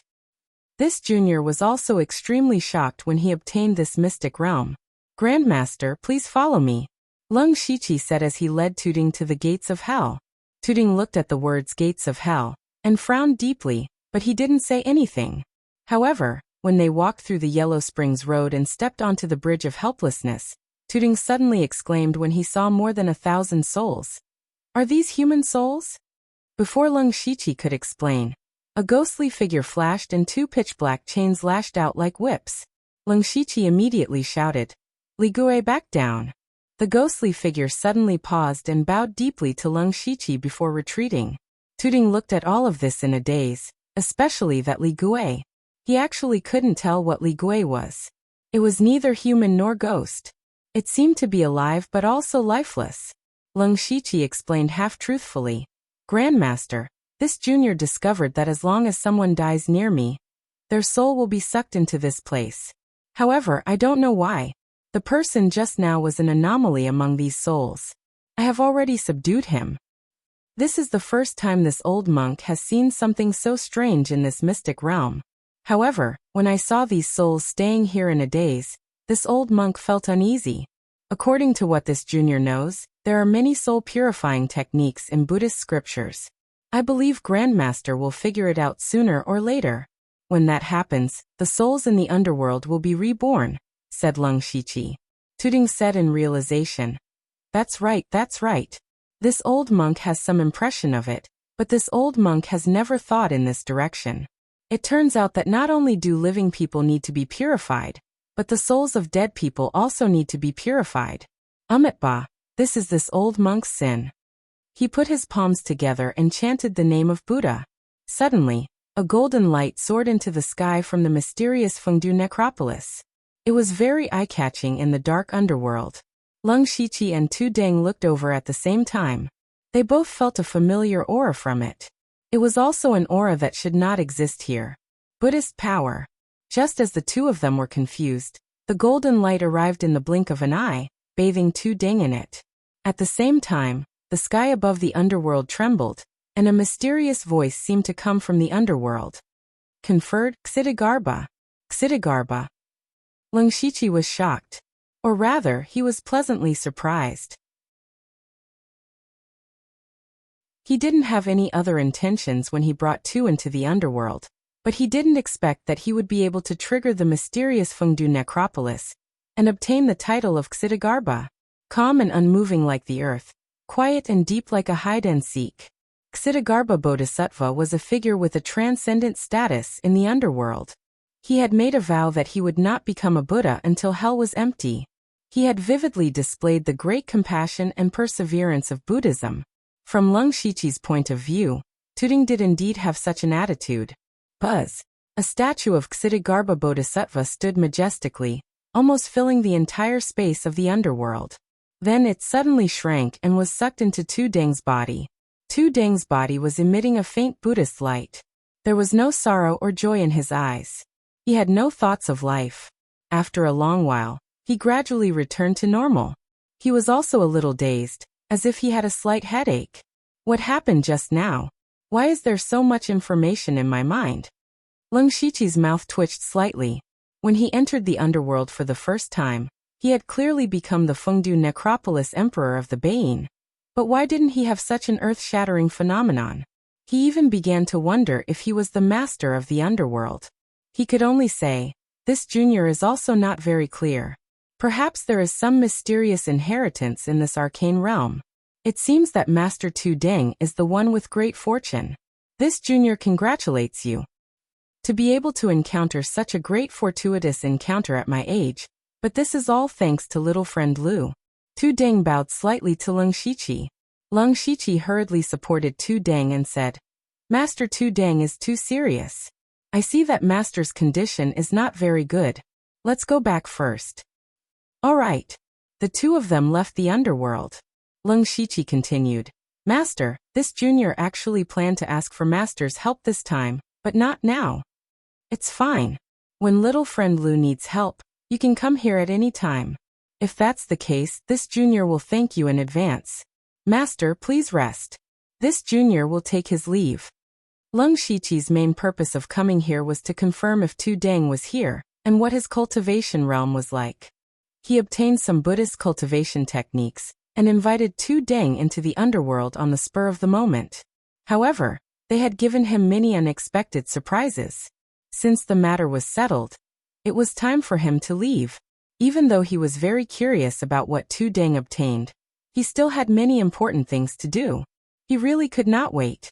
After bidding farewell to Tu Deng, Leng Shiqi quickly arrived at a deep valley filled with poisonous gas. There was a new faction that had emerged in the past 2 years, Myriad Gu Cave. This was also a faction that focused on cultivating Gu techniques. It was not very strong, but it was still stronger than ordinary third-rate sections. In Zhu Road, although the Gu God sect had been destroyed long ago, the Gu God sect had taken root in Zhu Road for decades. It was once regarded as the national religion, and Gu techniques had long been spread everywhere. Therefore, even if the Gu God sect was gone, Gu techniques were still relatively popular. The appearance of Myriad Gu Cave did not attract much attention. The sect master of Myriad Gu Cave was called Madame Myriad Gu. She was an extremely vicious woman. She was somewhat famous in the surrounding 50 kilometers. Lung Shiqi used his supercilious eyes to see through the poisonous gas. He discovered that there were several hundred people in Myriad Gu Cave. Among them, more than 80% were low-level disciples below the Sky Realm.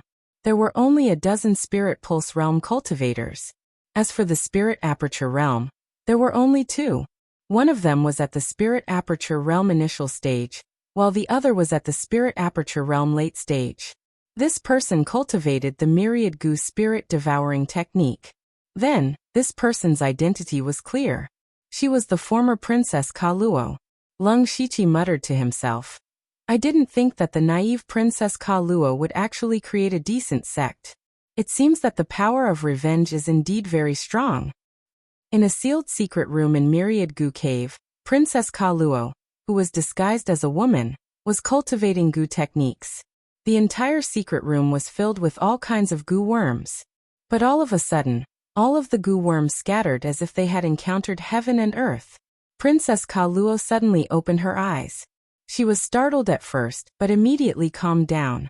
She said in a low voice, "Which expert has come to visit? Please show yourself." A figure strangely appeared beside her and said faintly, "Long time no see. Princess Ka Luo, do you still remember me?"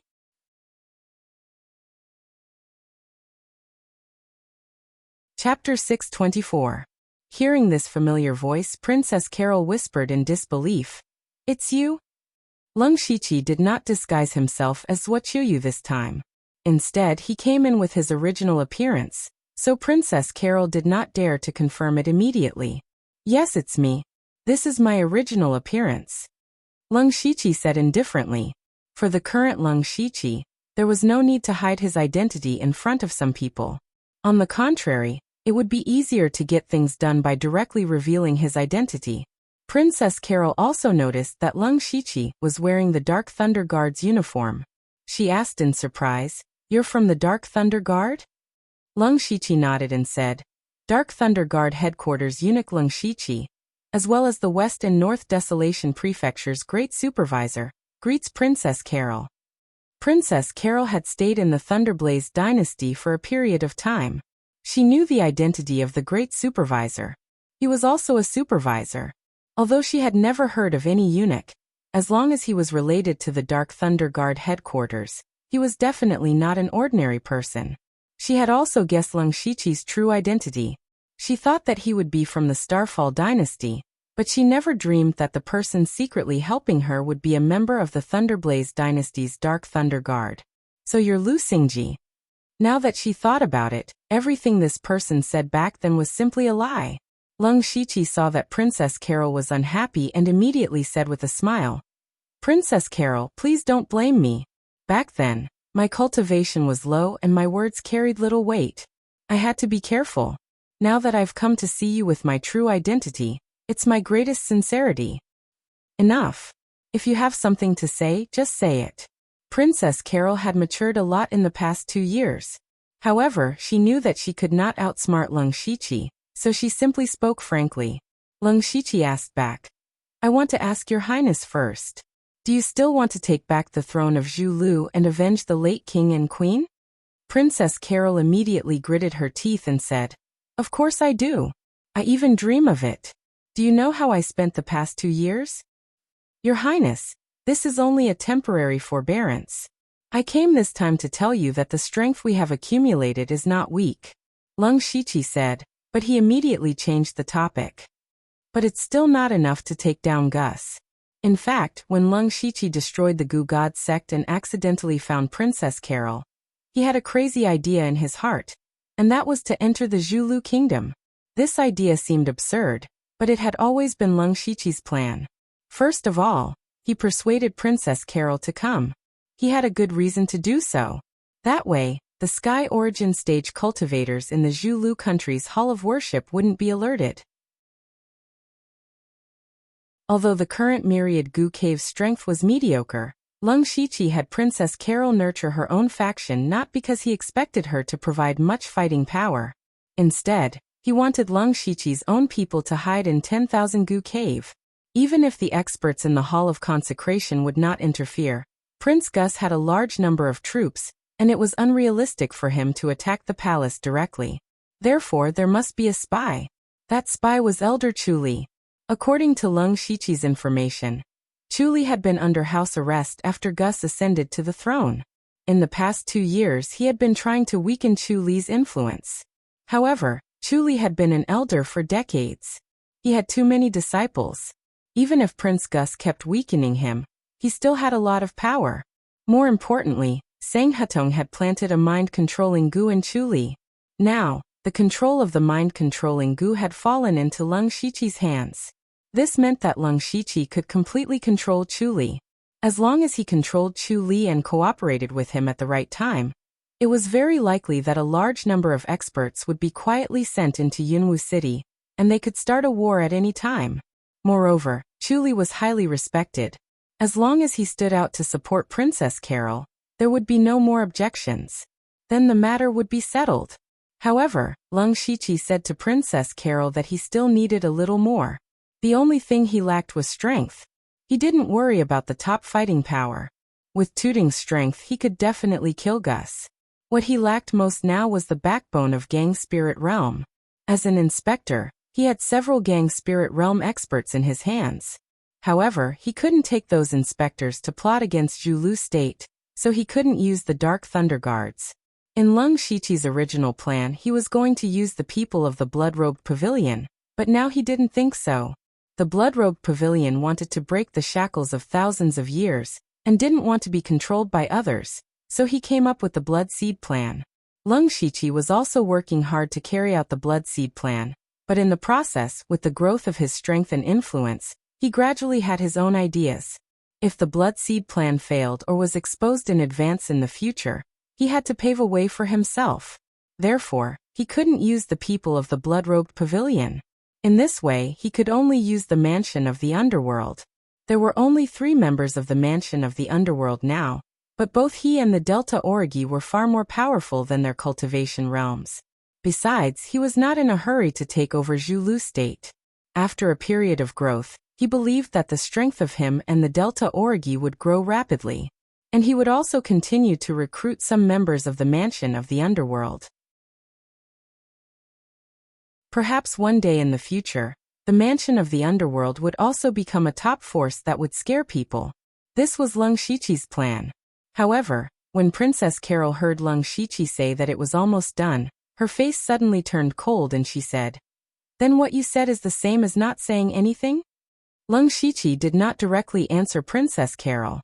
Instead, he took out a ring and a jade slip. Princess Carol's gaze fell on the ring with a skull. Her eyes suddenly widened and she said, This is the Divine Gu Ring? It is a level 7 treasure, the Divine Gu Ring. Leng Shiqi said bluntly, "From now on it is yours." "What did you say?" Princess Carol's face was full of disbelief. This was a level 7 treasure, and it was the most precious treasure of the Gu God sect. It could be said that it was a treasure that all cultivators of the Gu God sect dreamed of. How could such a treasure be given away so casually? In fact, Leng Shiqi gave the Divine Gu Ring to Princess Carol because of this reason. Ever since he obtained the Divine Gu Ring, he had only used it a few times. That was because his Gu arts were not very good. As for the Divine Gu Ring's ability to amplify spells, it had little effect on Leng Shiqi, who had opened all his spirit veins and spirit cavities. This treasure was of little value to him. It was better to give it to Princess Carol, who was proficient in Gu techniques, to make the best use of it. Leng Shiqi looked at the surprised Princess Carol and said indifferently, "Your Highness, why don't you take a look at the jade slip?"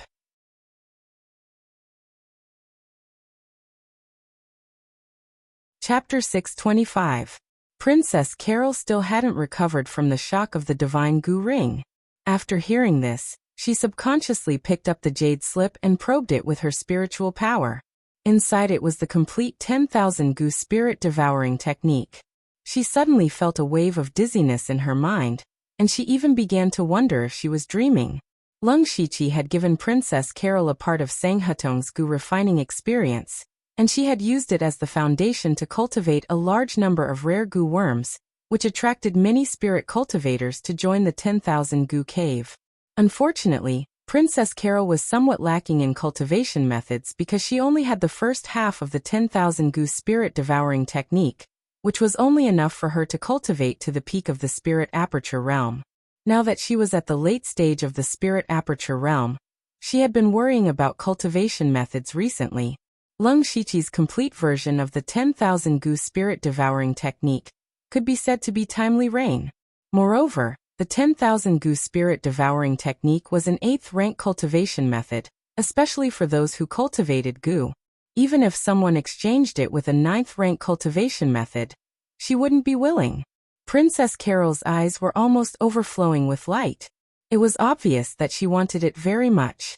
Lung Shiqi also secretly smiled. Whether it was the divine goo ring or the 10,000 goo spirit devouring technique, they were too attractive to those who cultivated goo. He said, "Both of these things can be given to your highness, which will help your cultivation greatly and increase your chances of success in the future." However, Princess Carol took a deep breath. She turned her head away from the goo god ring's 10,000 goo spirit devouring technique. She was suppressing the greed in her heart. "Tell me, what do you want?" She didn't believe that there was such a good thing in the world, especially when it came to the person in front of her. She was sure that there was a trap. "Princess Carol, you worry too much. Do you remember what I said just now? What we lack the most now is the battle strength of the spirit astral realm.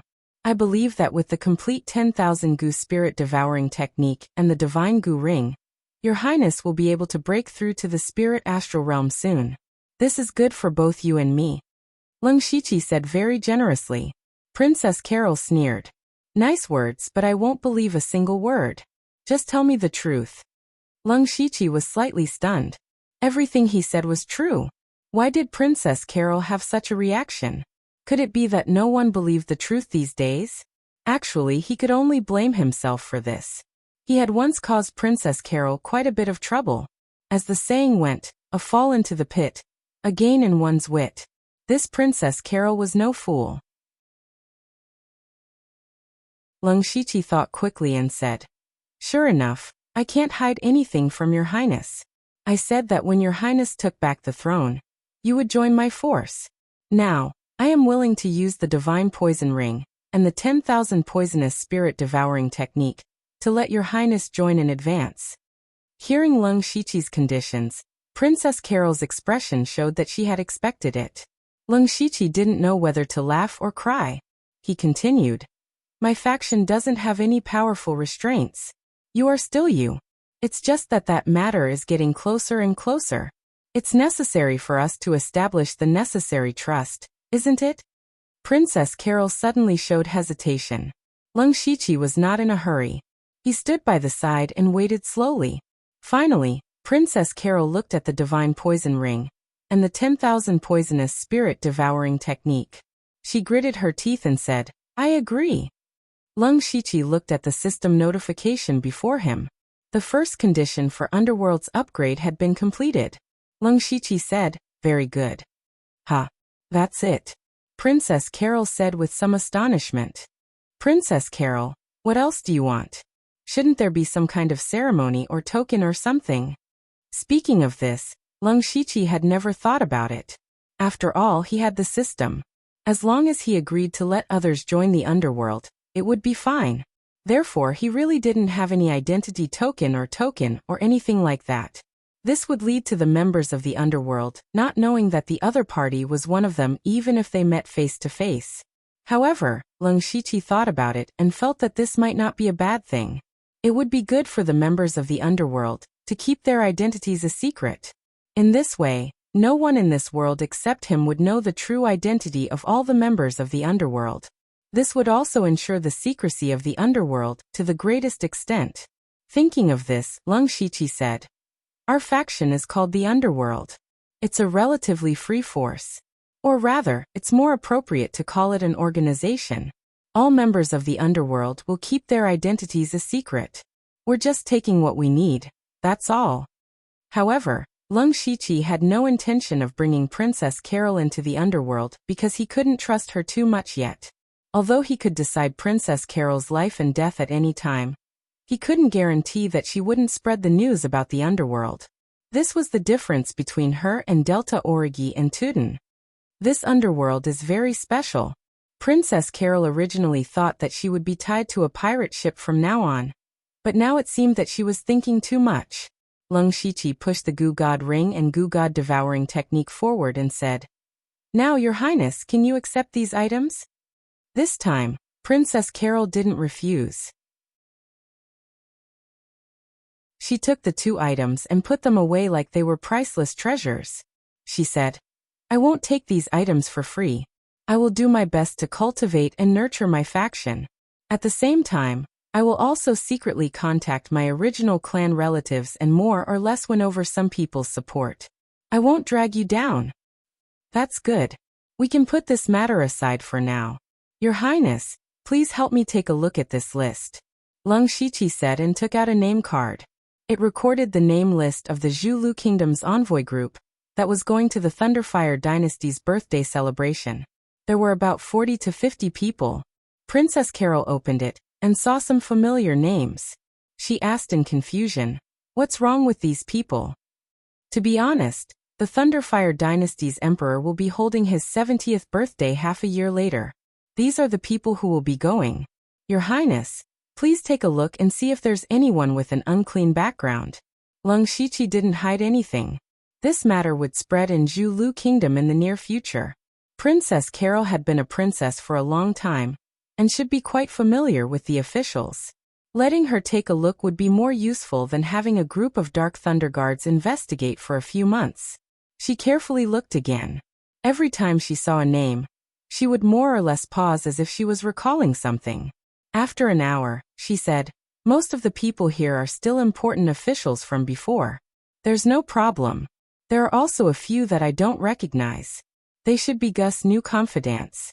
From what I know, Gus really wants to climb up to the Thunderfire Dynasty. I don't think he would dare to do anything."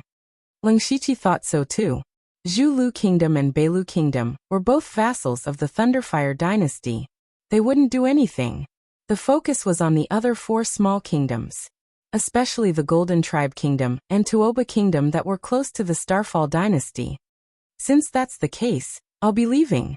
Leng Shiqi was about to leave when he suddenly turned around and asked, "Oh right, who is the person that Gus values the most in the Zhulu Kingdom?" Princess Carol raised her brows and asked, "What do you want to do?" Leng Shiqi shrugged and said, "Since I'm already here, I can't just come here for nothing. I'll weaken Gus's power a little." Princess Carol seemed to have guessed what Leng Shiqi wanted to do. She took a deep breath and said 2 names.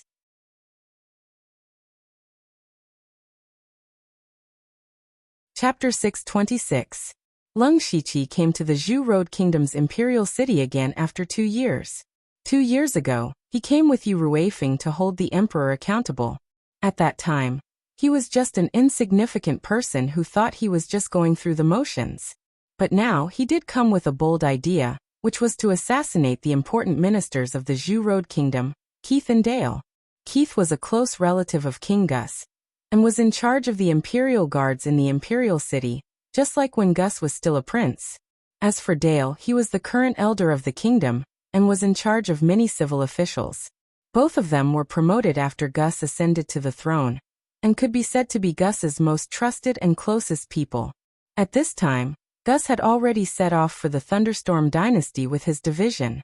Although there was still half a year before the birthday banquet, the earlier they got it, the more sincere they were. But Gus didn't know that as soon as he left, Leng Shiqi sneaked into the imperial city. He stood in an ordinary inn in the imperial city, and opened his Byakugan to monitor almost the entire imperial city. Unfortunately, after Gus became the king, he set up a powerful formation in the imperial city. Even Lung Shiqi's Byakugan couldn't see through it. He monitored here for 2 days before confirming the location and life pattern of Keith and Dale. Late at night, Keith dragged his tired body out of the Imperial City. Gus left with the delegation. Although he was in power now, the ministers in the Imperial City simply ignored him. He had only been in power for 2 or 3 days, but he was already facing countless troubles, which made him, a master of Gang Spirit Realm, feel very tired. Alas, this is more tiring than asking me to fight. It's not easy to be the king, Keith muttered as he walked. But the next moment, he suddenly looked up and saw a colorful streamer in the night sky. Before it got close, he could feel the terrifying fluctuation of spiritual power and shocking spiritual power. Who is it? He roared. And at the same time, Gang Spirit burst out from his body. A crescent-shaped long saber slashed out, and more than 200 feet long swept out, seeming to tear the night sky apart. The guards around him were either in spiritual aperture realm or spiritual pulse realm. They immediately used all their skills to attack the sky. Just as everyone's attention was on the sky, a figure suddenly appeared behind Keith.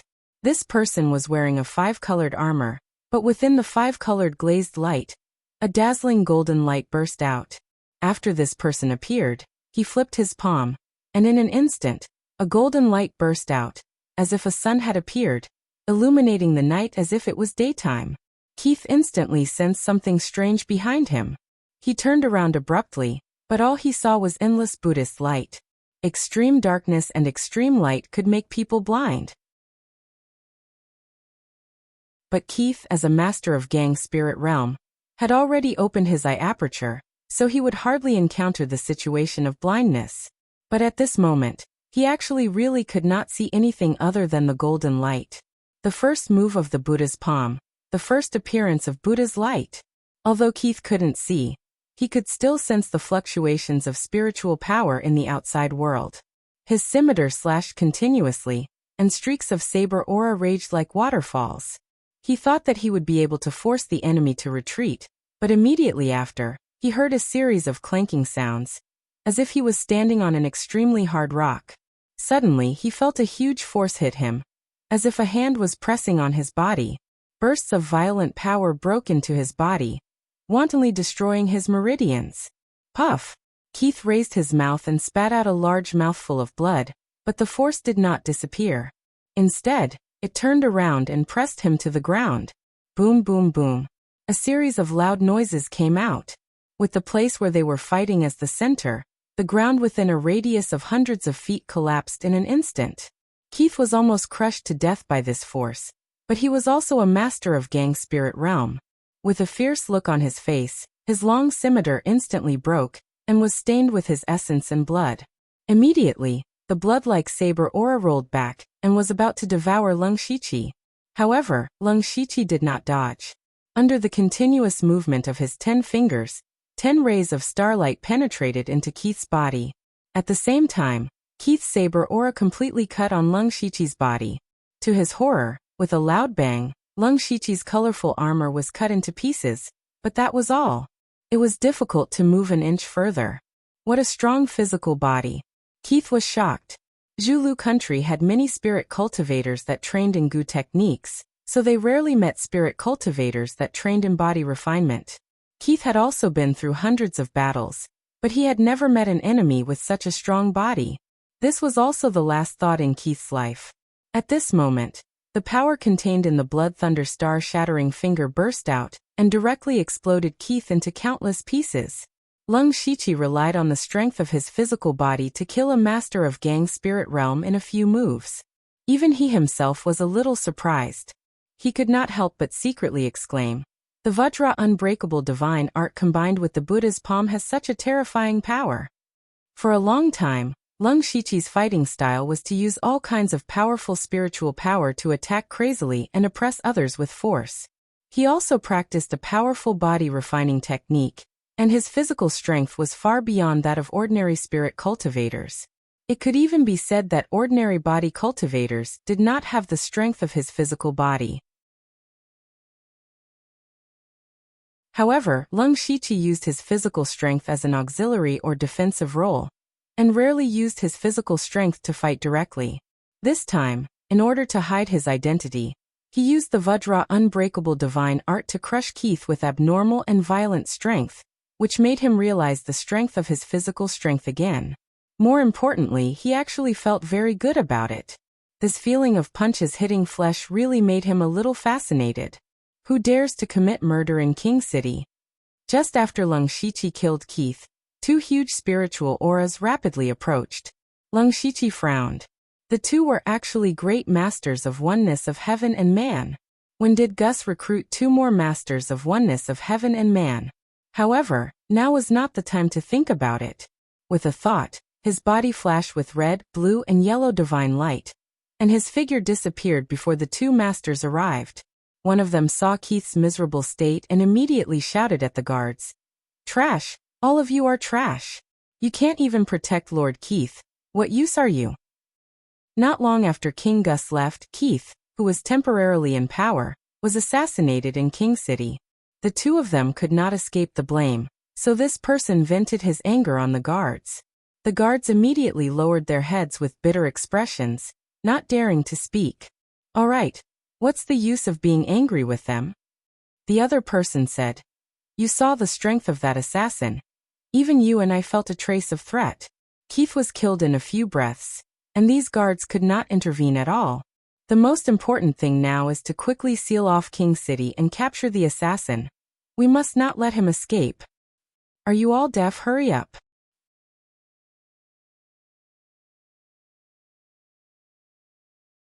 Chapter 627. Just when the two Oneness of Heaven realm experts gave the order, Lung Shiqi stood at the top of a giant tree more than 20 miles away, holding a strange longbow in his hand. It was a 7th-level weapon, Spirit Fox Lotus Bow. Lung Shiqi injected his vigorous spiritual energy into it, and the bow suddenly trembled slightly.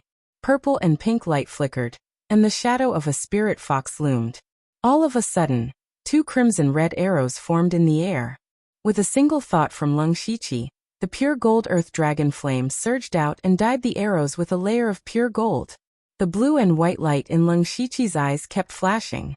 In his sight, he locked on a slightly defeated old man in an ancient mansion in Tortoise City. That man was the current state elder of Zhu Road Country, Delay. Delay and Keith could be said to be Gus's right-hand men. If the two of them died suddenly, it would plunge the Zhu Road Country into turmoil. At this moment, Gus was about to enter the territory of the Thunderous Dynasty. Even if he knew the news, he might not come back. If he really came back, he might be able to stabilize the situation quickly. But in that case, he would break his promise with the Thunderous Dynasty, which was very unfavorable to him. If he didn't come, the effect of only sending a message to appease the situation would be much smaller, which would buy some time for Princess Carol and Chu Li. So Delay must die. Lung Shiqi's spiritual energy surged, and even raised a terrible spiritual storm in the air. Then too many dragon-shaped arrows shot out. The two dragon-shaped arrows were like two dragons playing with a pearl, intertwining with each other and shooting straight at Delay with extreme flames in the night sky. 6th-level spiritual skill, double flying fire. As the current state elder, Delay was guarded by two gang spirit realm experts in his mansion. They were always outside Delay's door. But at this moment, the two dragon-shaped arrows came straight at him at an unimaginable speed.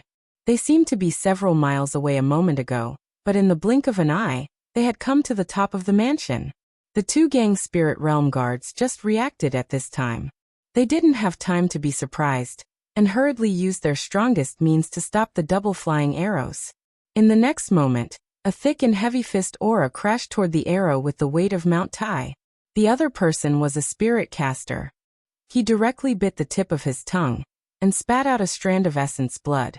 At the same time, his body lit up with specks of dark red flames that condensed into layers of shields in front of him.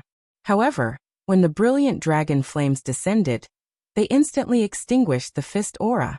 As for the dark red flames, they actually collapsed in front of the pure gold earth dragon flames. The two of them actually couldn't even hold on for a breath of time. The two of them were horrified. Facing the threat of death, they couldn't care less about protecting the elder anymore. The two of them burst out with their fastest speed and dodged to the sides. Fortunately, the target of the twin flying fire was not them, allowing the two to escape with their lives. Unfortunately, they could escape, but Delay couldn't. Without the protection of an expert, Delay, whose cultivation was almost negligible, had no ability to resist at all. With a loud bang, a huge fire cloud exploded in the mansion, and even the entire king city was affected to a certain extent. Delay was burned into nothingness in an instant. Not only that, bursts of dragon flames overflowed everywhere. No matter what it touched, everything was burned to ashes. In just a few breaths, the surrounding thousands of feet had turned into scorched earth, and there were still traces of flames burning. Although they were only flames, the aura they emitted was extremely terrifying. This process was very long, but in fact, from the time Lung Shiqi killed Keith to the time he shot Delay, it was only a few breaths of time. On the other side, the two spirit cultivators in King City had just arranged for people to seal the city gate when they saw the twin dragon arrows streaking past like meteors. They also wanted to go over, but the distance was too far. They couldn't rush over at all. The two of them could only watch as Delay's mansion turned into a sea of fire, and watch as he was shot to death. Who the hell is it? Do you dare to fight fair and square? Both of them were almost driven crazy. Keith and Delay were assassinated one after another. They had a powerful cultivation base of unity of heaven and man, but they couldn't do anything about it. This huge sense of grievance made them all irritable. But they could only be angry here, because they hadn't even seen the appearance of the assassin so far. At least the assassin of Keith had shown up, but the assassin who shot Delay was probably 10 miles away, or even outside King City. How could they chase after him? Damn it, damn it! The man with a more violent temper immediately roared. Don't let me catch you, or I will let you know what it means to beg for death. The other person was much calmer. He said in a low voice. It seems that the assassination was premeditated. The enemy waited for King Gus to leave before taking action. And they must be very familiar with King City. The cultivation of each assassin is obviously in gang spirit realm, but the strength of his attack is very close to unity of heaven and man. Such a person is rare, so the person who did it has a very strong background. Is it the people of Great Moon Kingdom? Great Moon Kingdom had always been hostile to Zhulu country, and it was much stronger than Zhulu country. If it weren't for Beilu country between the two countries, Zhulu country might have been destroyed at any time. Very capable, but this matter is out of our control. We must inform King Gus immediately. Yes, not only that, the assassin could sneak into King City so easily and know the location of Keith and Delay, which means that there is probably a spy in King City. These hidden spies must be pulled out as well. You and I will act separately. The most important thing now is to stabilize King City. Alas, troubled times. Lung Shiqi, who was dozens of miles away, confirmed Delay's death through the supercilious eye, and then left smartly. This trip to Zhulu country not only acquired a lot of Buddhist cultivation methods and spiritual skills, but also set up a lot of backup plans. When he was stronger, he could plot to conquer the whole Zhulu country. Next, Lung Shiqi opened the system map, which showed the locations of the other 5 small countries. He was deep in thought, thinking about which small country he should go to first to gather information. Zhulu country and Beilu country both wanted to ride on the coattails of Thunder Flame Dynasty. In fact, there was no need to investigate deeply. He could let his Dark Thunder guards investigate. He looked at Golden Tribe Kingdom and Tuoba country, which had turned to Starfall Dynasty. He murmured, Starfall Dynasty is the furthest away. Their delegation should have set off. They will pass through 6 countries in the western region to Thunder Flame Dynasty, so their first stop must be Tuoba country. At the same time, Lung Shiqi still remembered the task given to him by Lord He Yen, so he decided to set off for Tuoba country immediately.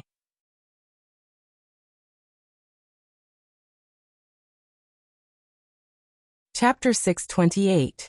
The Tuoba country was neither big nor small. It was about twice the size of the Zhulu country. It was not very strong among the 6 countries of the western region. It was at a level where it was not very strong. The Tuoba country had a good relationship with the Starfall Dynasty. It was almost to the point of becoming a vassal. It was not an exaggeration to say that they were servile. In the past few days, the Tuoba royal city was unusually lively. Everywhere was filled with a festive atmosphere because the Starfall dynasty's delegation to the Thunderblaze dynasty had arrived. Not only that, the Starfall dynasty's delegation was not only going to celebrate Lei Qingjuan's birthday, but they also sent a prince to the Tuoba country for a marriage alliance. And this prince was the crown prince. The current emperor of the Starfall dynasty was in the prime of his life. His throne was stable, and the princes under him were relatively harmonious, at least on the surface. The crown prince's name was Ying Yuan. He was the eldest son of the Starfall dynasty's royal family. After he came of age, he entered the Eastern Palace. Unfortunately, Ying Yuan was born a little impulsive and was not shrewd enough. Although he was somewhat intelligent, he was far from enough to be the Eastern Palace's master or the future emperor. Therefore, there were many people who secretly coveted his position as the Eastern Palace's master. Ying Yuan was also aware of his shortcomings. However, his character was still innate. He wanted to change, but it was very difficult. However, he was indeed working hard to change. This mission to the Thunderblaze dynasty was snatched by him. The Starfall dynasty could be said to be the strongest dynasty in the world. As the crown prince, he was definitely qualified to celebrate Lei Qingjuan's birthday. Moreover, this trip could also show the Starfall dynasty's strength. It was a good opportunity to gain a lot of fame. Originally, everything should have gone smoothly. However, someone secretly hindered him. At the same time, they wanted him to marry the Tuoba country's princess. A princess and a prince, it sounded like a good match. However, the Tuoba country was a small country. The princess's status was not even comparable to some of the young ladies of the Starfall dynasty's nobles' families. Especially for Ying Yuan, the crown prince's consort was a very important way for him to strengthen his power. If the Tuoba country's princess really became the crown prince's consort, he would suffer a great loss. On the other hand, to the Tuoba kingdom, this was an enormously joyous occasion.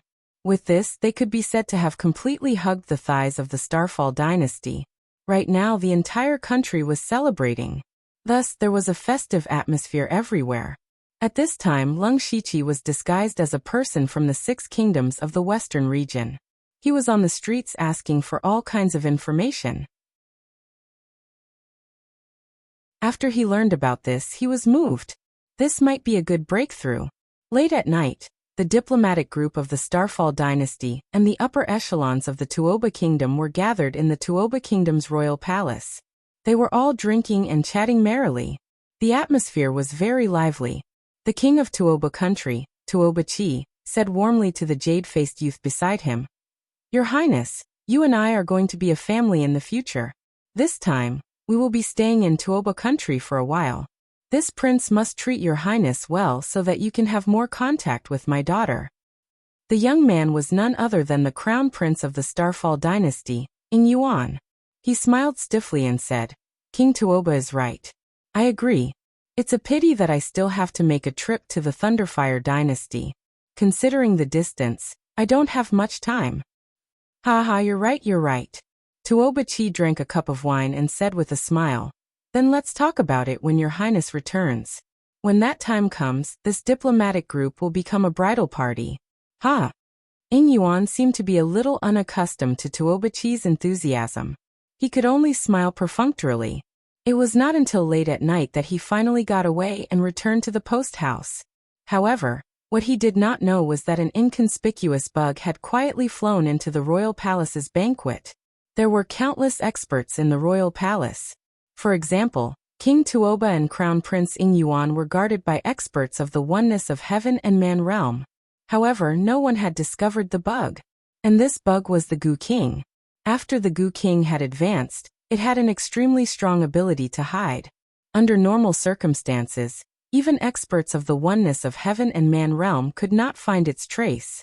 After the banquet was over, the Gu King flew back to Lung Shiqi and told him everything it had heard. In fact, there was not much valuable information at the banquet. As for Ying Yuan's dissatisfaction with the marriage, it was expected. Therefore, Lung Shiqi continued to order the Gu King to follow Ying Yuan. After leaving the royal palace, Ying Yuan returned to the post house with an annoyed and gloomy face. As soon as he returned to his room, he shouted, "What the hell? Princess of the Tuoba Kingdom? I don't care at all. I don't know who gave my father this rotten idea.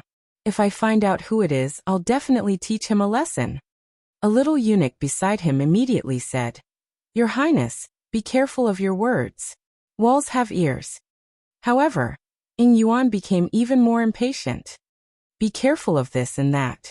Don't even dare to breathe loudly. Now I can't even speak?" Although he said so, he knew in his heart that he had indeed made a slip of the tongue.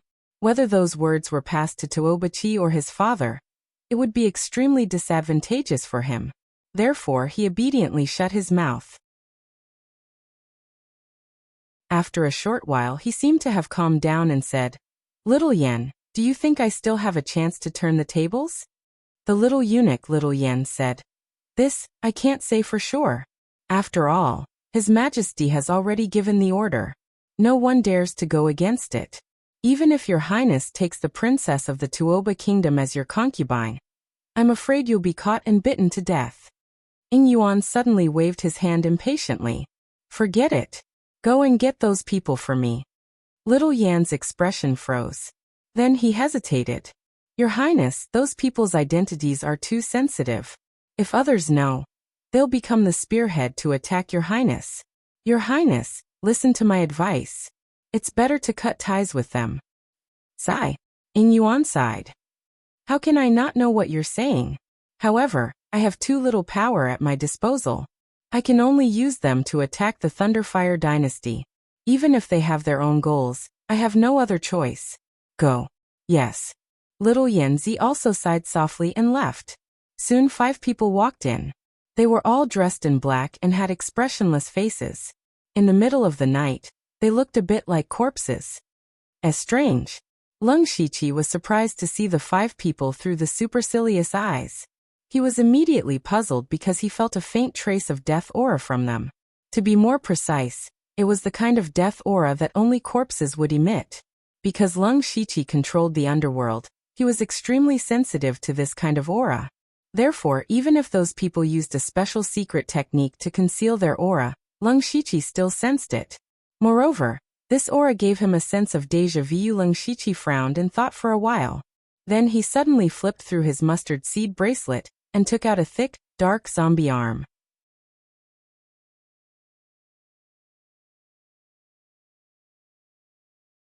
Chapter 629. This zombie arm was obtained by Lung Shiqi a long time ago after the collapse of the Mirage Spirit Secret Realm. In Lung Shiqi's eyes, this item was of a lower level. There were a few times when he wanted to throw this item to the system for recycling, but because he had never seen anything like it again, he felt that it was quite rare, so he kept it. However, after the Mirage Spirit Secret Realm, he had never met a demonic cultivator who cultivated this kind of secret technique. He did not expect to meet one in the Tuoba country today. Moreover, these people clearly came with Ying Yuan, so they must be from the Starfall dynasty. Inside the hostel, Ying Yuan was entertaining the 5 demonic cultivators. He said to the leader of the group, "Yuanji, the reason why the 5 of you were able to escape and survive until now is all because of me. Now, I have a request." Yuanji looked quite old, but the skin on his face was relatively smooth. However, his eyes were cloudy and deep. He said, "We have already agreed to sneak into the Thunderfire dynasty, Your Highness. This is the condition that we have agreed on long ago." Ying Yuan sneered and said, "What? The 5 of you have saved your lives and taken so many resources from me. Now you are not even willing to help me with a small matter? Moreover, it is just a small matter. I want you to turn that princess into a retard. I believe that you can do it with your means, right?" Yuanji was silent for a few breaths with an expressionless face and said, "Yes, we can. However, there are many experts in the Tuoba country. It is inevitable that we will be found out. Moreover," he looked at Ying Yuan deeply and continued, "Your Highness has just arrived, and something happened to the princess. This is too much of a coincidence." What he meant was that Ying Yuan was too impulsive. Once this matter was out, everyone would think that Ying Yuan did it. What good would it do him? Ying Yuan said indifferently, "So what if they know? As long as there is no evidence, no one will dare to question me directly. Moreover, we are going to the Thunderfire dynasty soon. Do they dare to stop me? His words were full of confidence. This was the confidence that the powerful Starfall dynasty gave him. Indeed, even if others knew that he was the one who did it secretly, so what? What would they dare to do?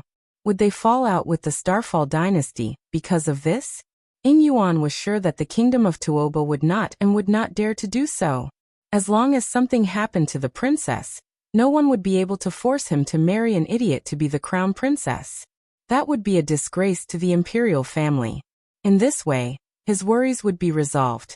However, Yuan Ji still refused to budge, as if he was still hesitating.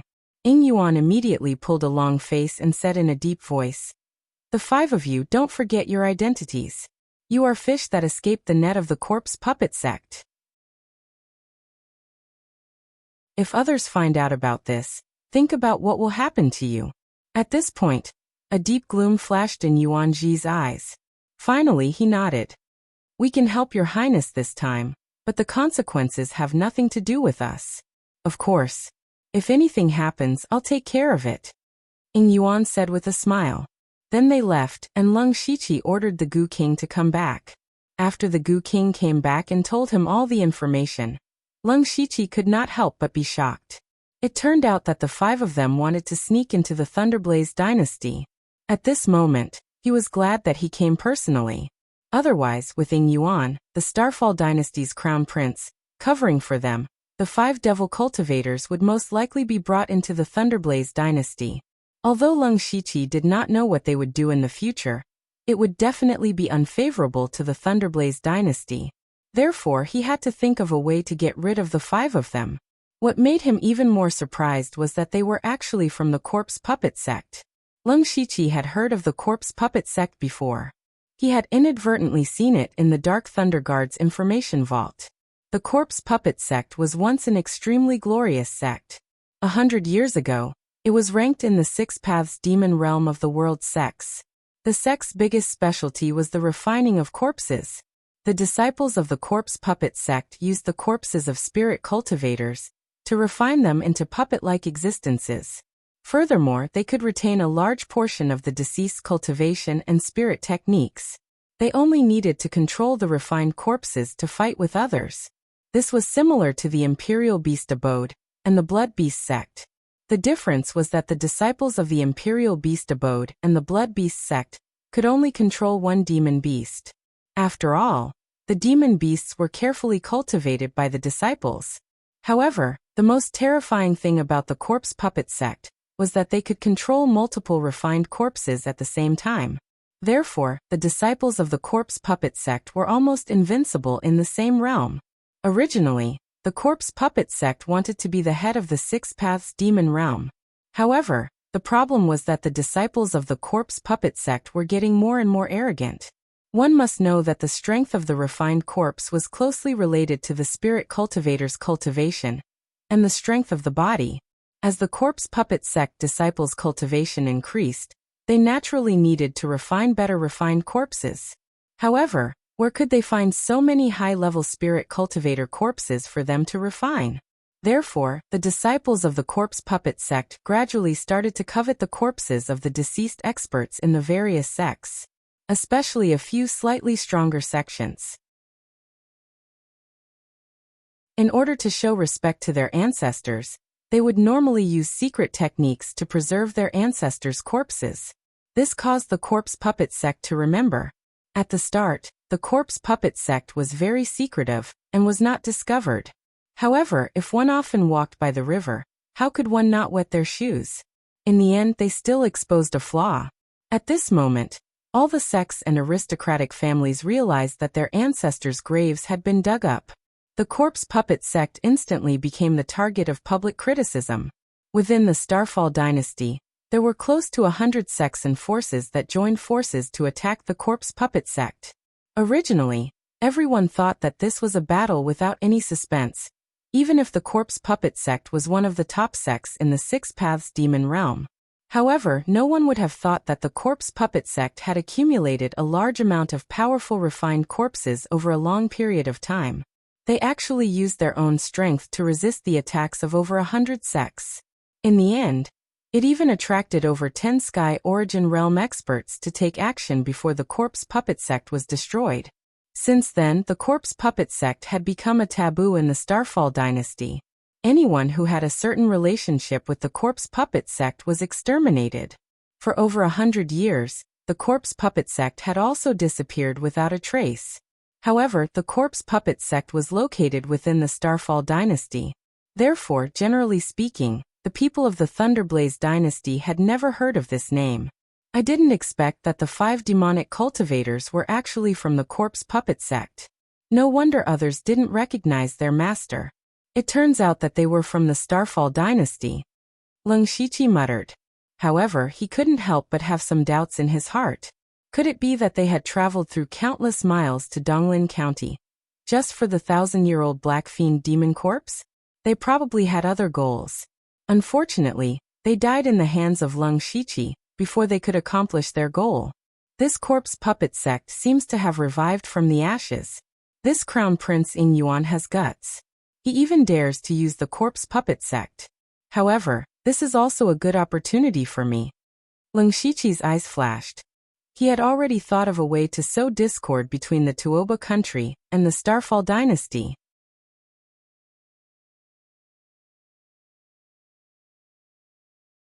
Chapter 630.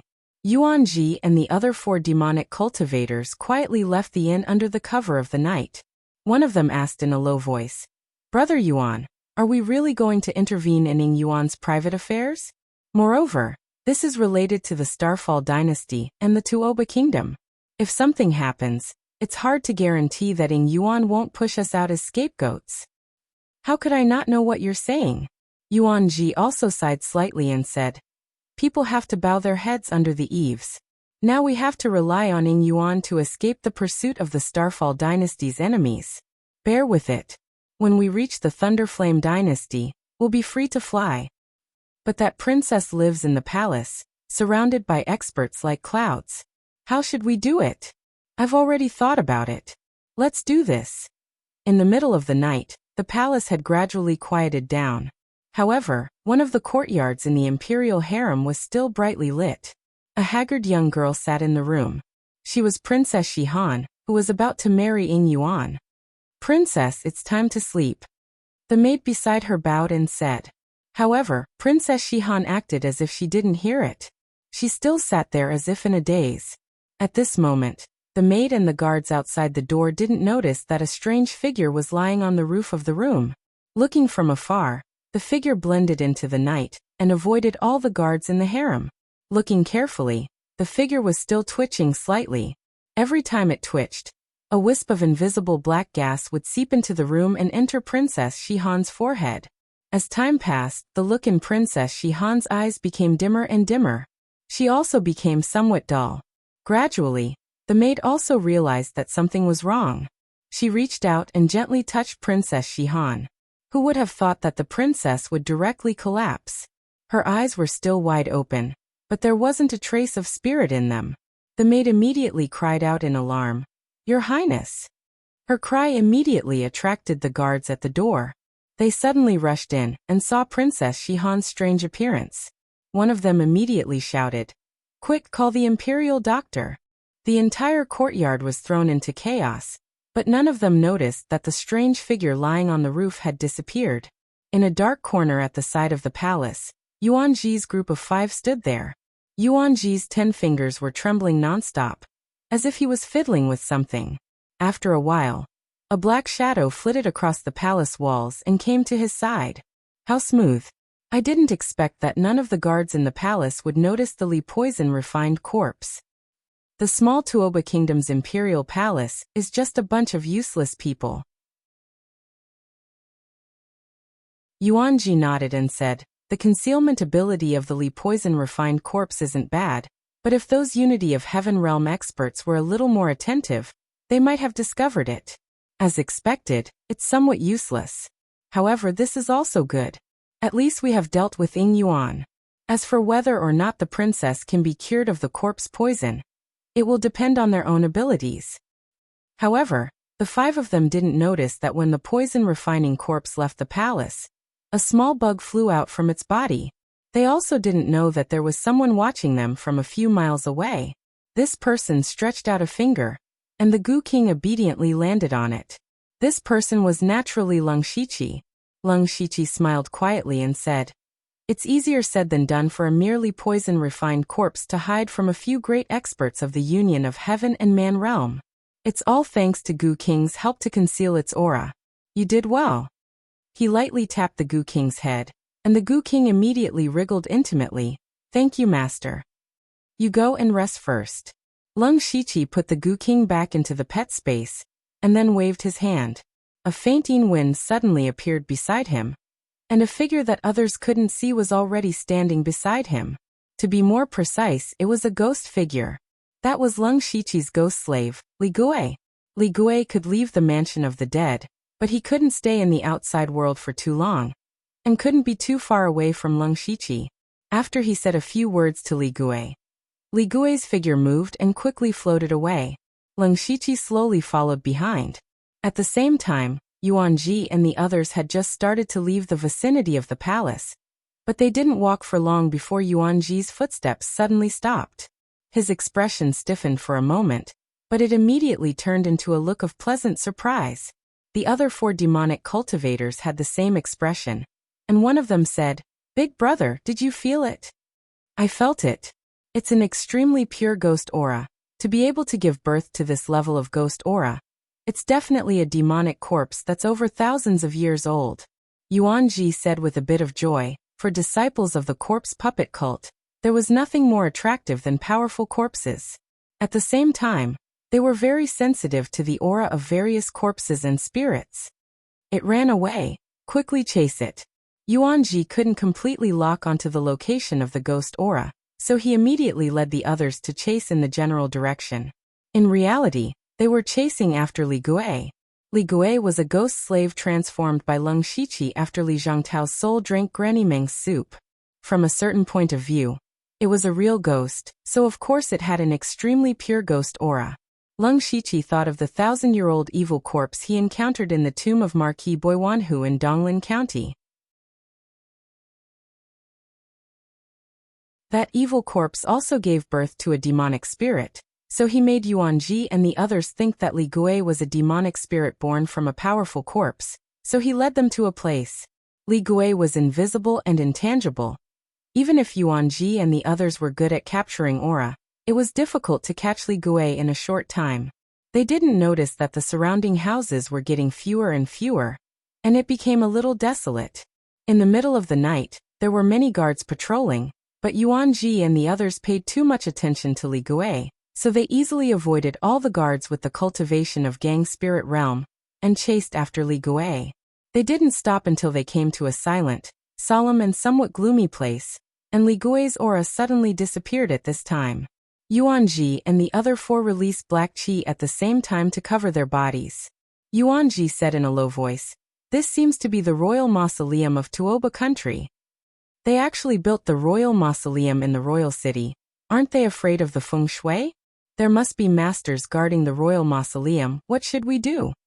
Yuan Ji thought for a moment and said, "The aura just now must be a spirit born from the corpse of an ancestor of Tuoba country.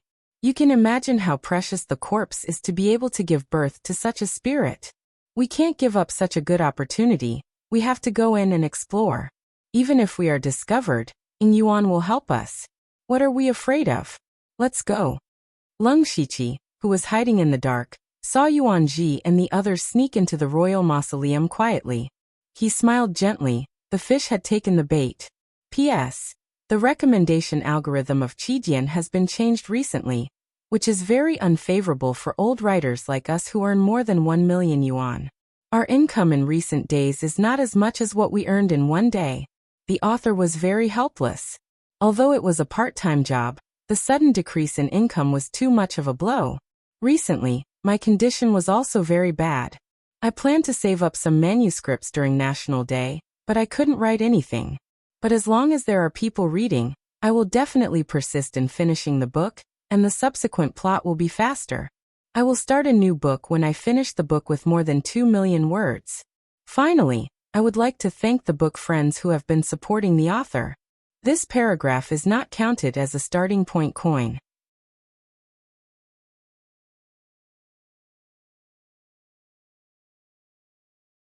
Chapter 631. At this moment, in the palace, a few imperial physicians were jogging towards the princess courtyard. The one who was running at the back was probably older. He was sweating profusely and panting. As he was running, a nine-colored light suddenly flashed across his eyes. The light was just a flash, and he did not show any signs of abnormality. Therefore no one noticed it. Not long after, King Tuoba arrived at the princess room. A few imperial physicians were treating the princess with sweat all over their foreheads. Tuoba kept pacing back and forth. His face was filled with anxiety. He had always doted on his daughter. She was going to marry into the Starfall dynasty. Nothing must happen to her. If the princess could not marry Ing Yuan, not only would the kingdom of Tuoba lose the protection of the Starfall dynasty, but they would also offend the Starfall dynasty. The consequences would be unimaginable. You've been looking at her for a long time. Tell me what's wrong with the princess? Tuoba King asked anxiously. One of the imperial physicians wiped the sweat off his forehead and answered, Your Majesty, from what I can see, the princess is not sick. It's just that there seems to be a weak and strange aura in her body.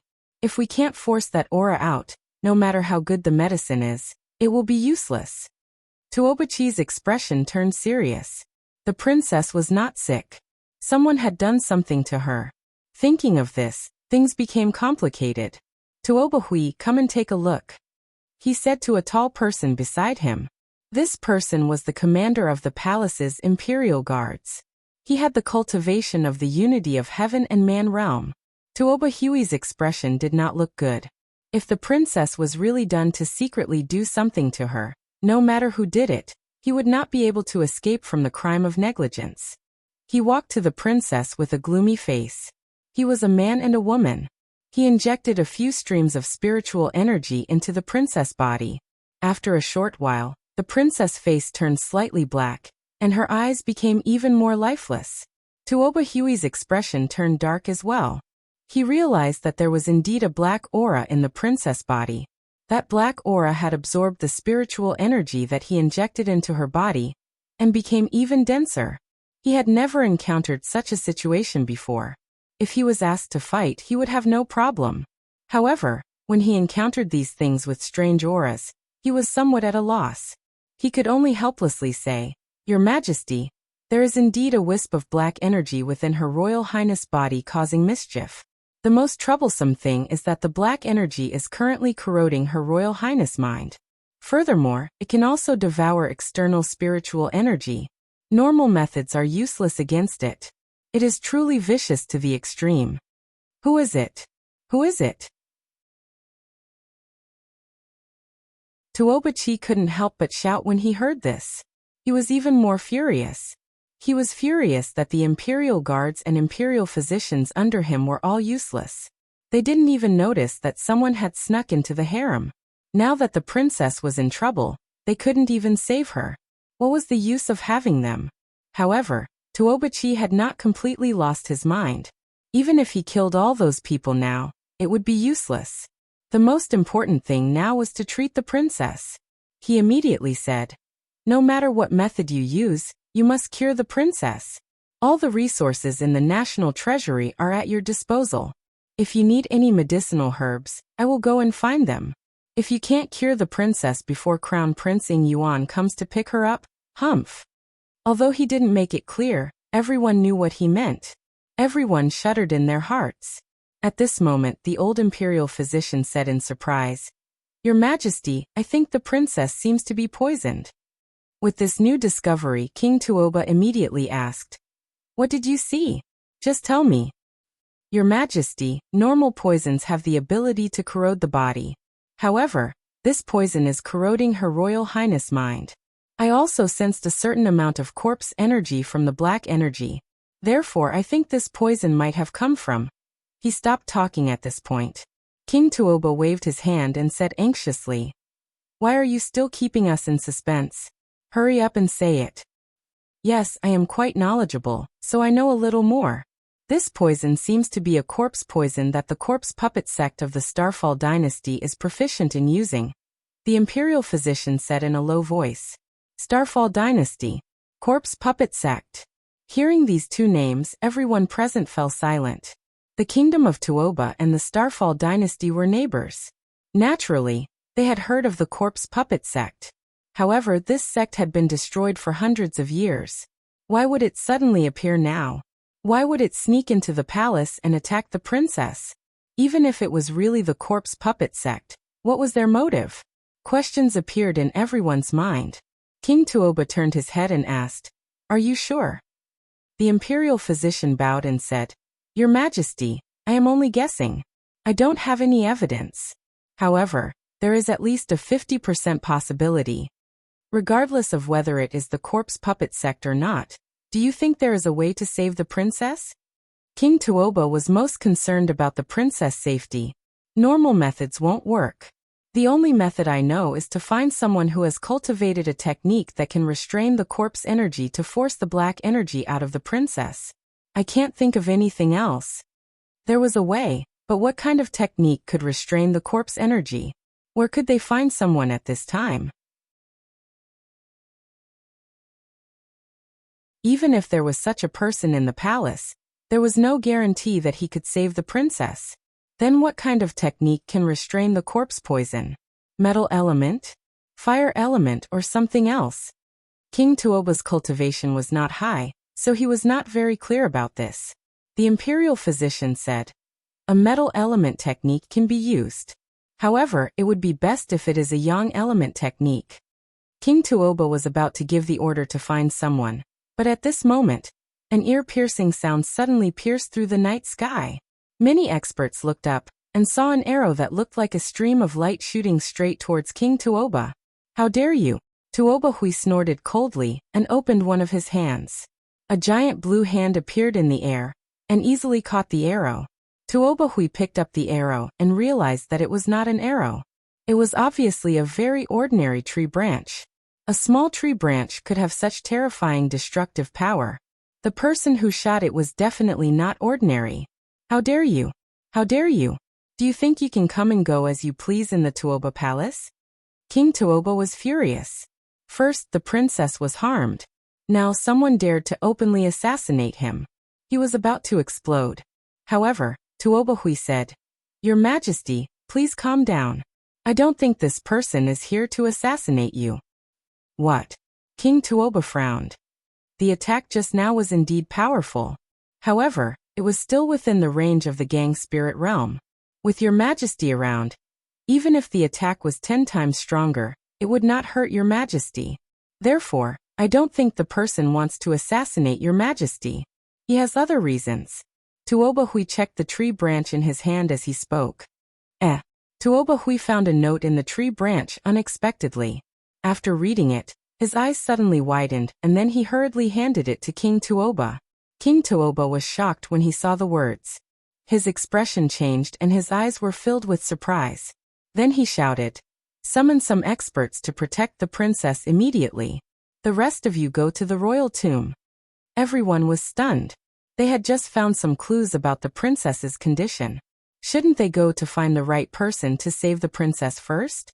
Why did they suddenly go to the royal tomb? However, since it was the king's order, they did not dare to disobey. Immediately, only a few imperial physicians were left to take care of the princess. The rest of them all hurried to the royal tomb with the king, because there was only one line on the note. "Someone dug up your ancestral tomb."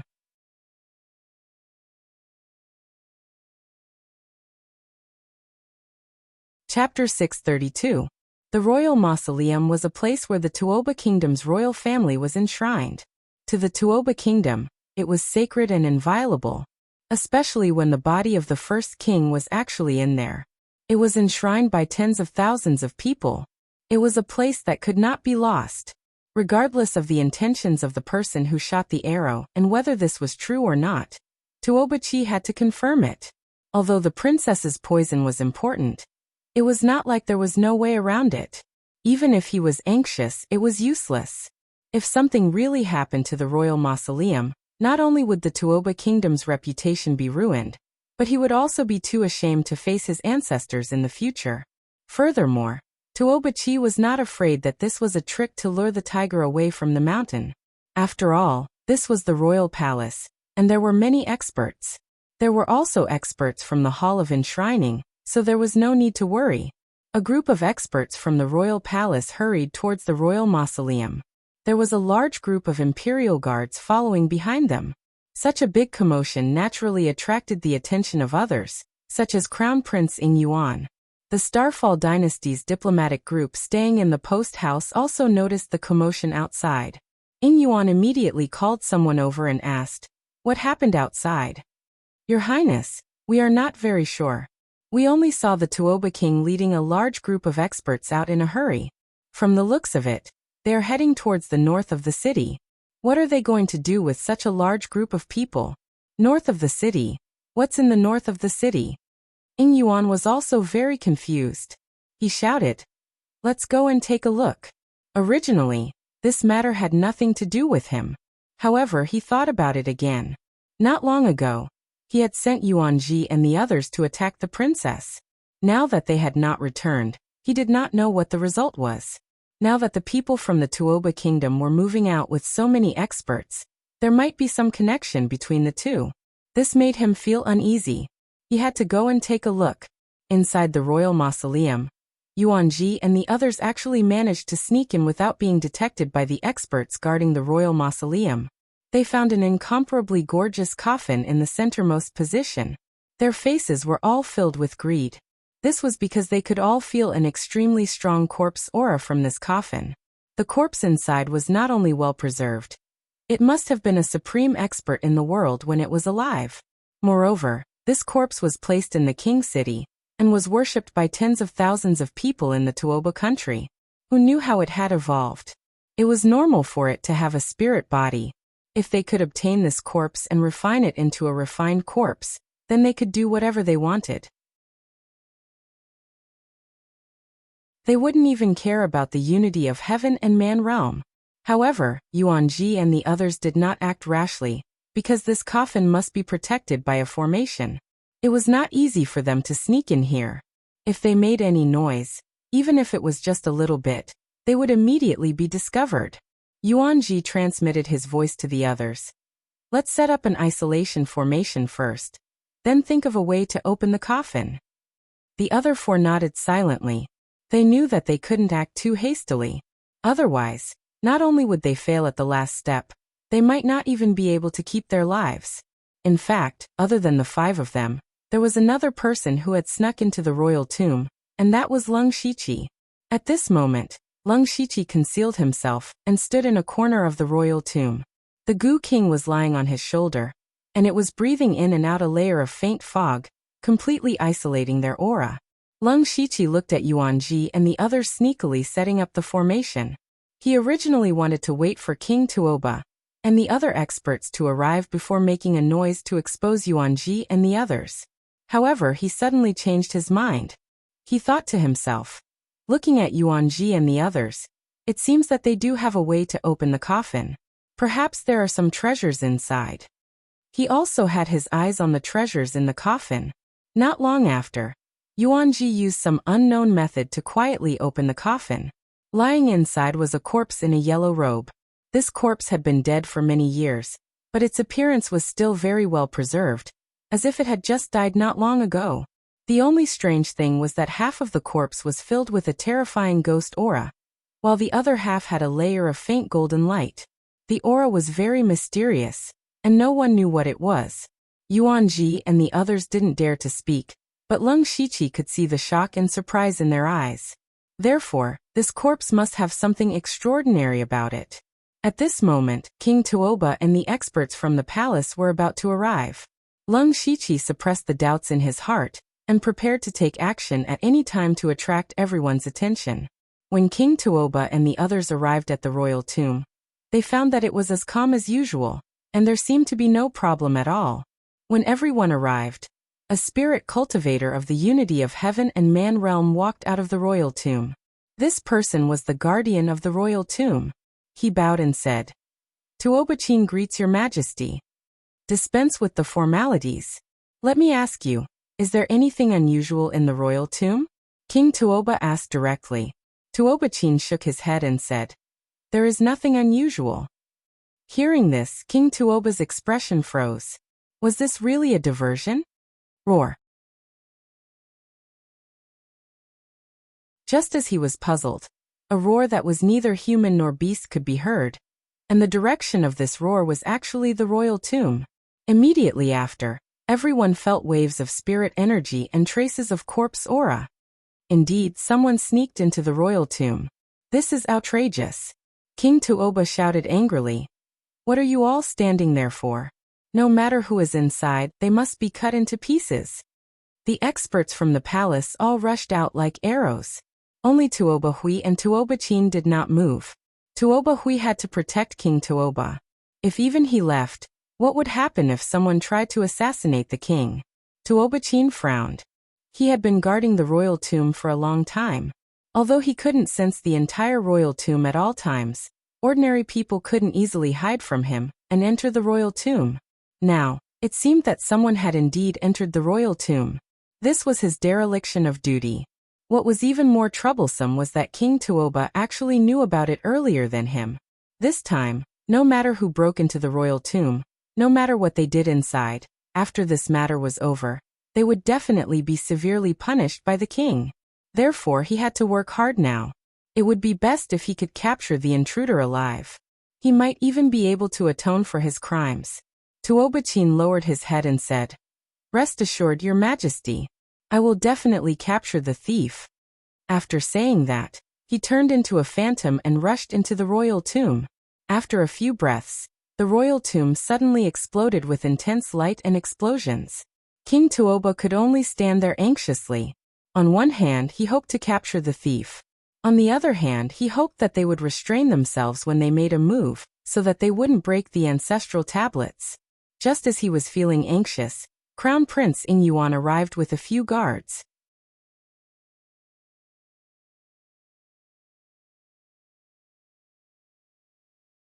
Chapter 633. Seeing Ing Yuan come, King Tuoba's heart tightened. After all, Princess Shihan was still poisoned. If she couldn't be cured, she would become mentally retarded and the marriage would be ruined. He put away his expression and forced a smile. Your Highness, it's so late yet I still disturbed Your Highness. I'm sorry for my rudeness. It's fine. I'm just curious about what happened in the capital. Why are there so many experts gathering? What's ahead? Ing Yuan asked. He didn't show anything on the surface, but his heart was still a bit perturbed. To be honest, this is the Tuoba country's royal tomb. The ancestors of the royal family are enshrined inside. I received news that there were thieves who snuck in, and are currently arresting them. King Tuoba didn't hide anything, but he smiled easily. I believe that it won't take long for this matter to settle down. Your Highness should go back and rest early. When Ing Yuan heard the words royal mausoleum, his mind went blank for a moment. Others might not know the nature of the corpse puppet sect, but he, Ing Yuan, was the most clear. Ever since he secretly subdued Yuan Ji and the other four, he had secretly dug up many corpses for them.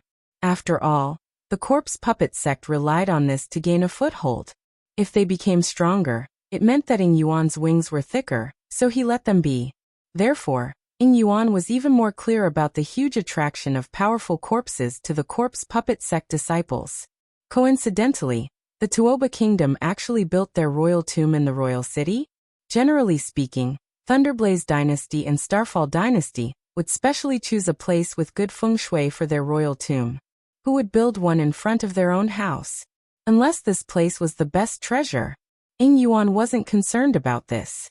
Instead, he thought that Yuan Ji and the other four were very likely the thieves who snuck into the royal tomb. Otherwise, who would sneak into the royal tomb? More importantly, he clearly sensed some corpse and ghost energy from the aftermath of the fight not far away. If he wasn't wrong, it should be Yuan Ji and the others. These 5 people were all in the middle and late stage of spirit astral realm. They were a very strong force anywhere, but under the siege of Heaven Man Unity Realm and numerous experts, defeat and death was only a matter of time. The 5 of them were forces that Ing Yuan secretly cultivated with great difficulty. To him, They were of great use and definitely couldn't be lost. Therefore, he had to protect these 5 people. Ing Yuan cursed in his heart. A bunch of brainless people. They really know how to find trouble.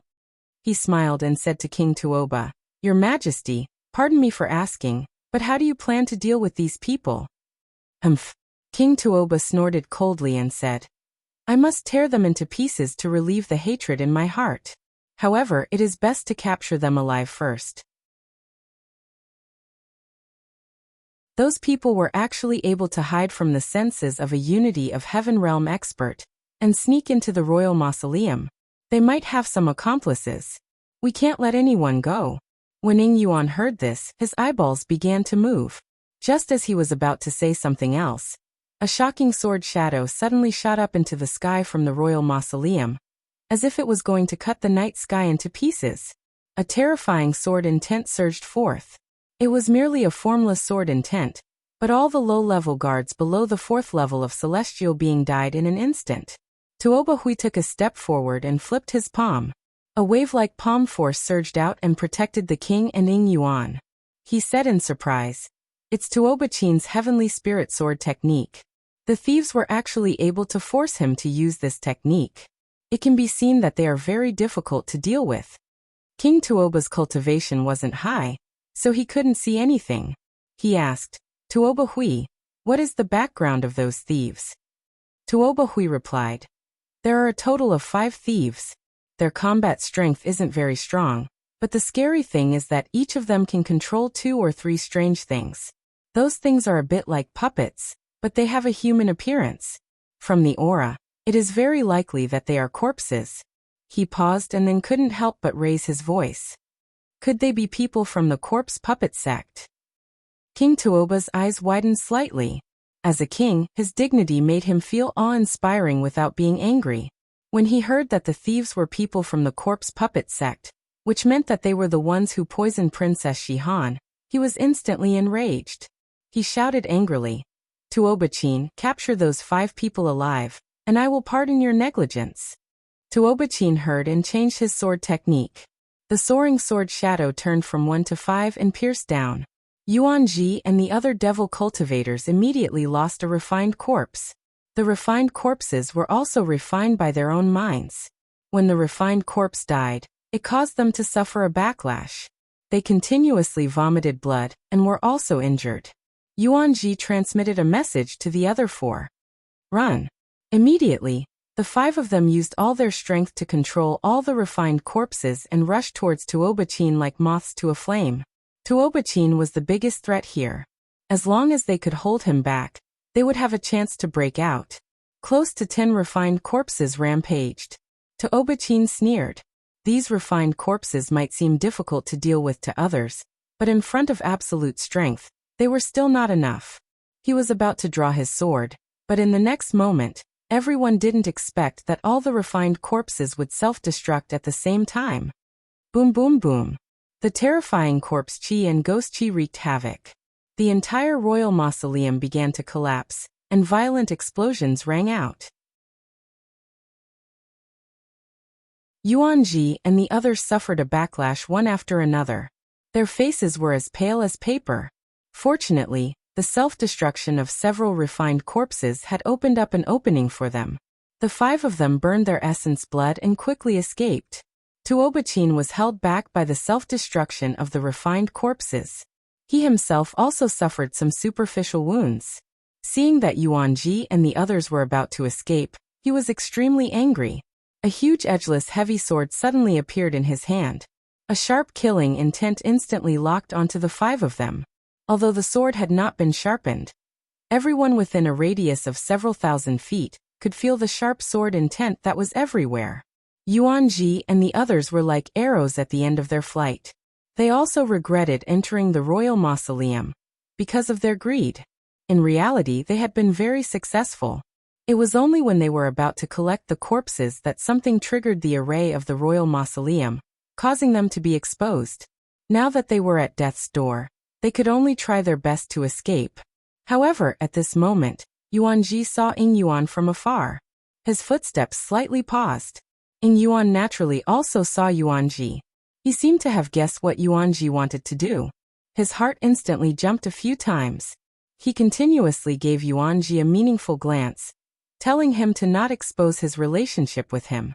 However, Yuanji still shouted from afar, "Your Highness Ying Yuan, save me!" Swoosh!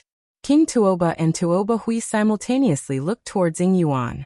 Could it be that the 5 people from the corpse puppet sect were related to Ying Yuan? The corpse puppet sect was notorious. If Ying Yuan was really related to them, his reputation would probably be ruined.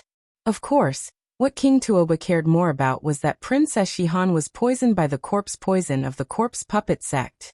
The disciples of the corpse puppet sect were Ying Yuan's people. Then, could it be that Ying Yuan secretly ordered them to poison Princess Shihan? The more King Tuoba thought, the more he felt that this possibility was very high, because he was also very clear that Ying Yuan did not want to marry Princess Shihan.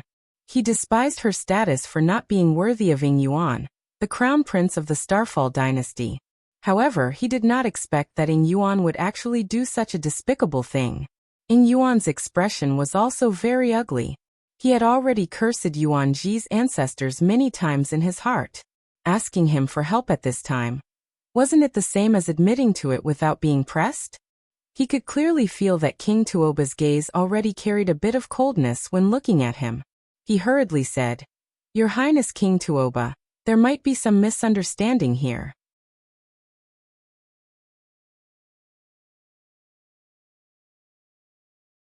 Chapter 634. While Ying Yuan was arguing with King Tuoba, Yuanji and the others were running for their lives. At this most chaotic moment, a figure quietly appeared beside the coffin. This person was Lung Shiqi.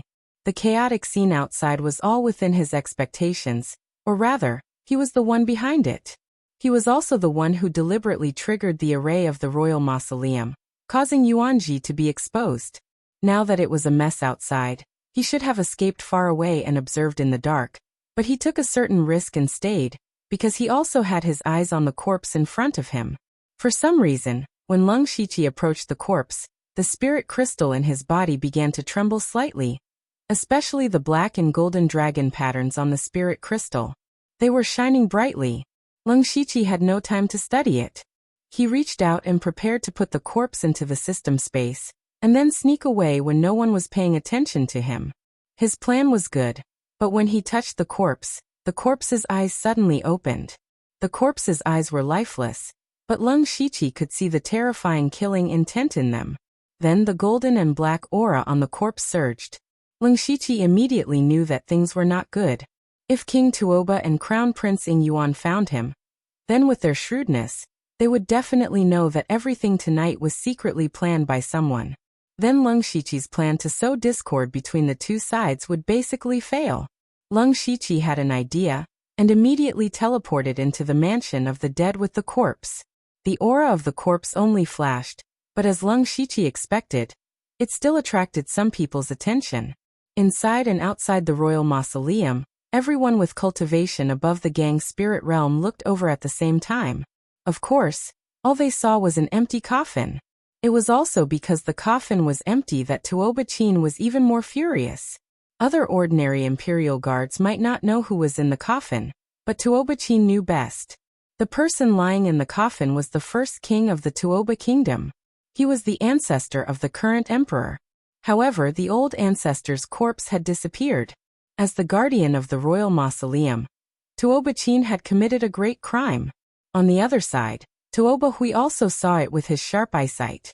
He immediately panicked and said to King Tuoba, who was still talking to Ying Yuan, "Your Majesty, the body of the Grand Elder is missing." Ying Yuan was still explaining to King Tuoba.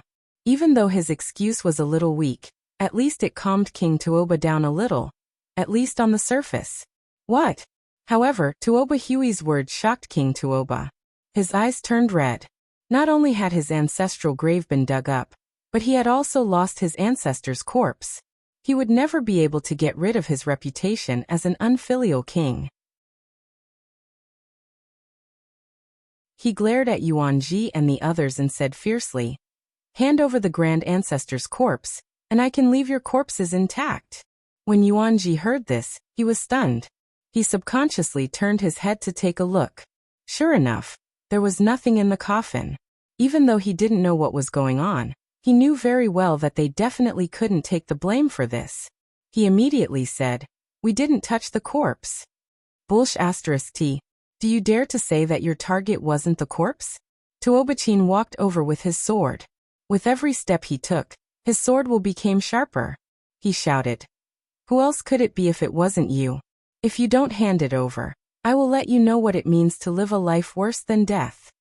The faces of Yuanji and the others were as black as the bottom of a pot. Their target was indeed the corpse. However, they were discovered when they opened the coffin and didn't have time to collect it.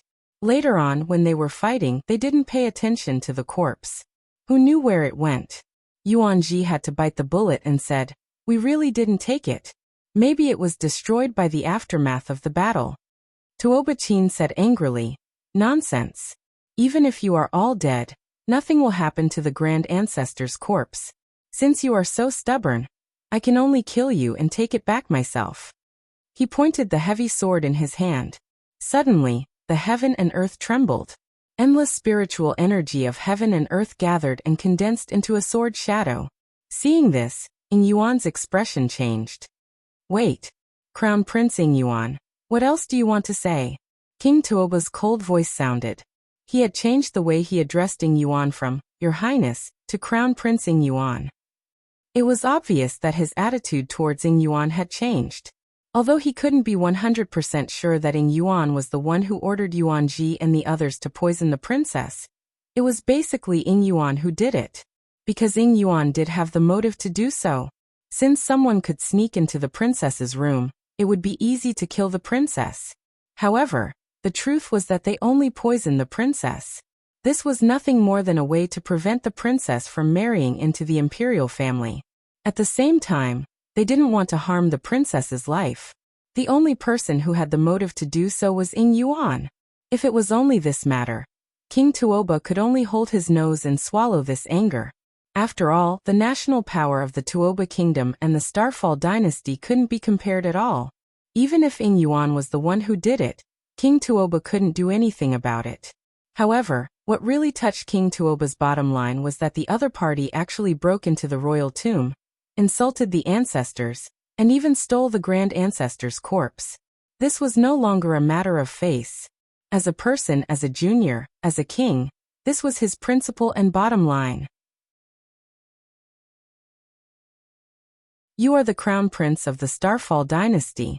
You have a noble status and a powerful background, so he could tolerate it.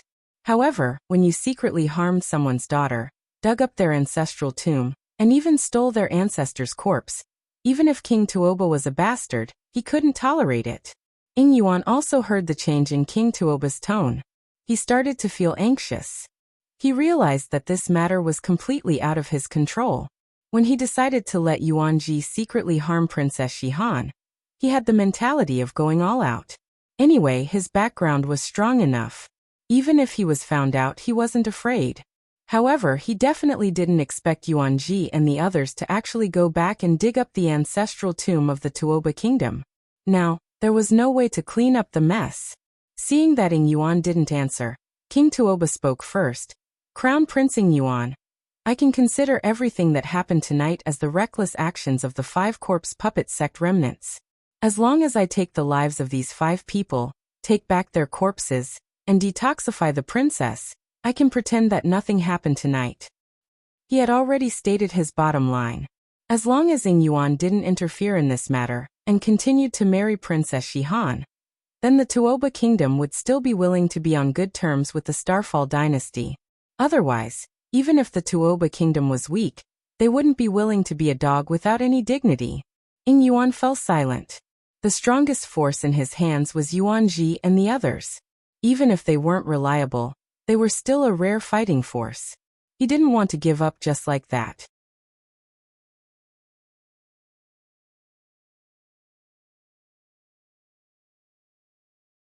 Chapter 635.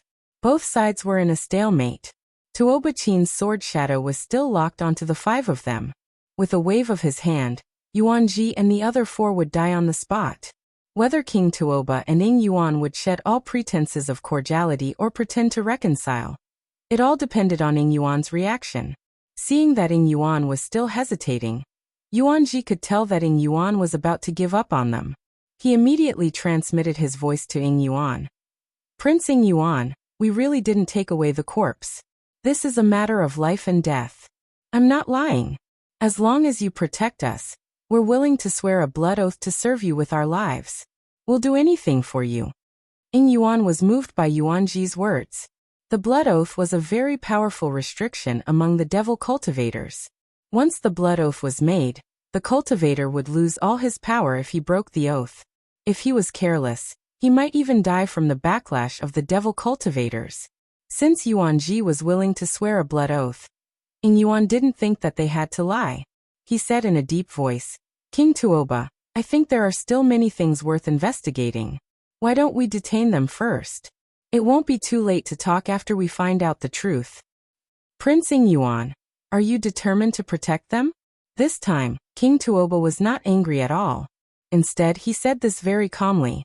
Although his tone was very calm, it also expressed his attitude. A few hours ago, he was still serving Ying Yuan. He was just short of serving Ying Yuan tea.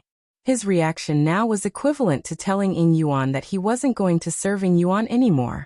Ying Yuan was getting a little impulsive.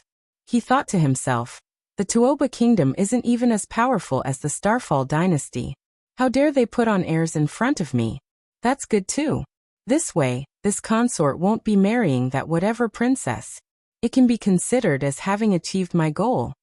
At least he was a shrewd person. Of course, he couldn't say these words out loud. He shouted at Tuobachin arrogantly, put away your sword and let them come. Veins popped out on Tuobachin's hands. He almost couldn't control himself. He looked at King Tuoba tentatively, hoping that King Tuoba would say something. He transmitted his voice. Your Majesty, this is the Tuoba kingdom, the royal tomb. If we let them leave just like that, how can we face our ancestors? Also, the patriarch's corpse had not been recovered, and the princess's poison had not been cured. Was he going to let it go just like that? According to this subject's idea, we should kill 4 of them, and leave the last one alive. Let's see if he will confess or not. This subject is willing to bear all the blame. Even if I have to sacrifice my life, I can't let the Tuoba kingdom be humiliated. King Tuoba's cultivation was not strong. He was only in the spiritual pulse realm, and this was achieved through the use of elixirs. He could not condense his voice into a thread, so he shook his head slightly. He could ignore Ying Yuan, but if he really killed Yuanji and the others, then he would completely fall out with Ying Yuan. No matter how much the Tuoba kingdom needed the Starfall dynasty's support, he did not have the confidence to offend the Starfall dynasty. Tuobachin sighed in his heart. In fact, he had already guessed that this would be the outcome. After all, the Tuoba country was weak. Weakness was the original sin. He was already prepared to stop, but one of the demonic cultivators knew that he had been saved. He had experienced the terror of life and death in a short period of time, and now he was a little arrogant. He sneered, Your name is Tuobachin? Aren't you very powerful and arrogant? I'm standing right here now. Come and kill me. If you don't kill me when you die in the future, I will definitely dig out your corpse and refine it into a refined corpse. I will enslave you for the rest of your life. How could Tuobachin endure such words? His heart was already filled with boundless anger. After being provoked by that person's words, he could no longer hold it back. He suddenly swung his heavy sword down, and the sword shadow that stood between heaven and earth slashed down at the same time. The violent sword intent and terrifying spiritual highland exploded, and even the night sky seemed to be twisting. Half of the royal city was enveloped by the sword intent. Many ordinary people instantly felt a piercing pain all over their body, and they were rolling on the ground in pain. The 5 demonic cultivators that were targeted by him felt as if they were in a sword prison. The chi and blood in their bodies were sealed by the invisible sword intent, and they had no ability to resist at all. Tuobachin's sudden attack shocked everyone. The furious unity of heaven and man realm was too terrifying. Even if Tuoba Hui wanted to save them, it was too late. Stop. Don't you dare. Ying Yuan and King Tuoba shouted at the same time. Neither of them wanted Yuan Ji and the others to die. Needless to say, Ing Yuan didn't need to say much. If they died, Ing Yuan wouldn't have any capable experts under him. If Yuan Ji and the others were to die here, the Tuoba kingdom would turn against Crown Prince Ing Yuan. That would be tantamount to falling out with the Starfall dynasty. This would only bring harm to Tuoba kingdom and no benefits. However, Tuoba Chin had already made his move. Even if he recovered from the shock and withdrew most of the sword intent, the remaining power was enough to instantly kill 4 demonic cultivators. Only Yuan Ji was left. Because his cultivation was the highest and he had a strong trump card, he barely managed to survive. He didn't dare to stay here for a moment longer. Even if Ing Yuan was here, Tuoba Chin still dared to make his move. Since he had already killed them, he didn't mind killing one more.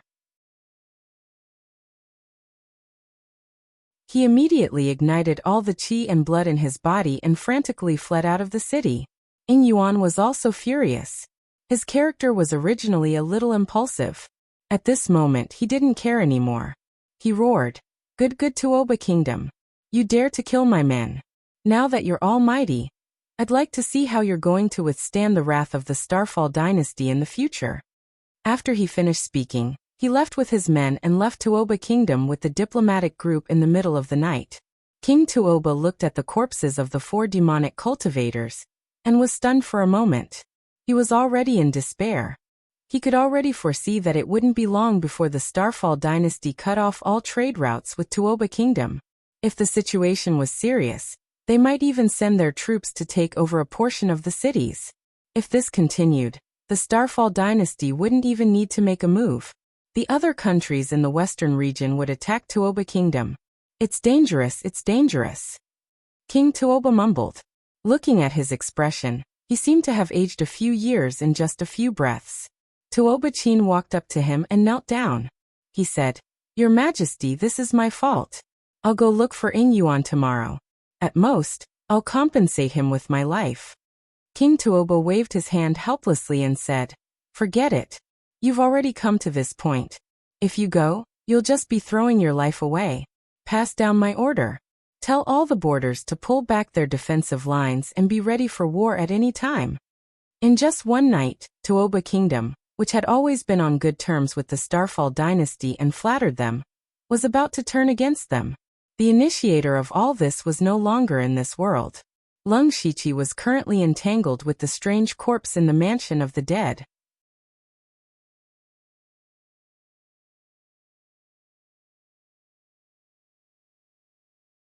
Chapter 636. In the mansion of the dead, Lung Shiqi pressed one of his hands on the corpse's shoulder. Miraculously, the thick corpse qi and the mysterious golden airflow on the corpse were all absorbed by Lung Shiqi through his hand. Lung Shiqi didn't know why this was happening. He could only use his inner vision to see that the black mark and the golden dragon pattern on his spirit crystal were flickering as if they were breathing. Ever since he entered the half-step gang spirit realm by condensing his spiritual crystal in the dragon vein, there were 3 strange things on his spiritual crystal.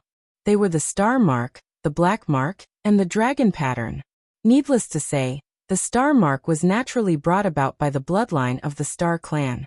When he first activated the bloodline of the Star Clan, the star mark also reacted. As for the dragon pattern, it was most likely related to the environment of the dragon vein.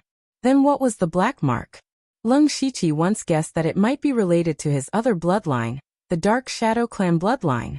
However, he did not really activate the Dark Shadow Clan bloodline, so the black mark had been quiet all this time. For some reason, it suddenly began to crazily absorb the corpse qi on the corpse.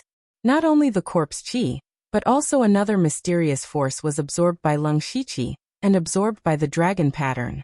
The dragon pattern was condensed in the dragon vein, and the dragon vein was the foundation of the Thunder Yin dynasty's luck.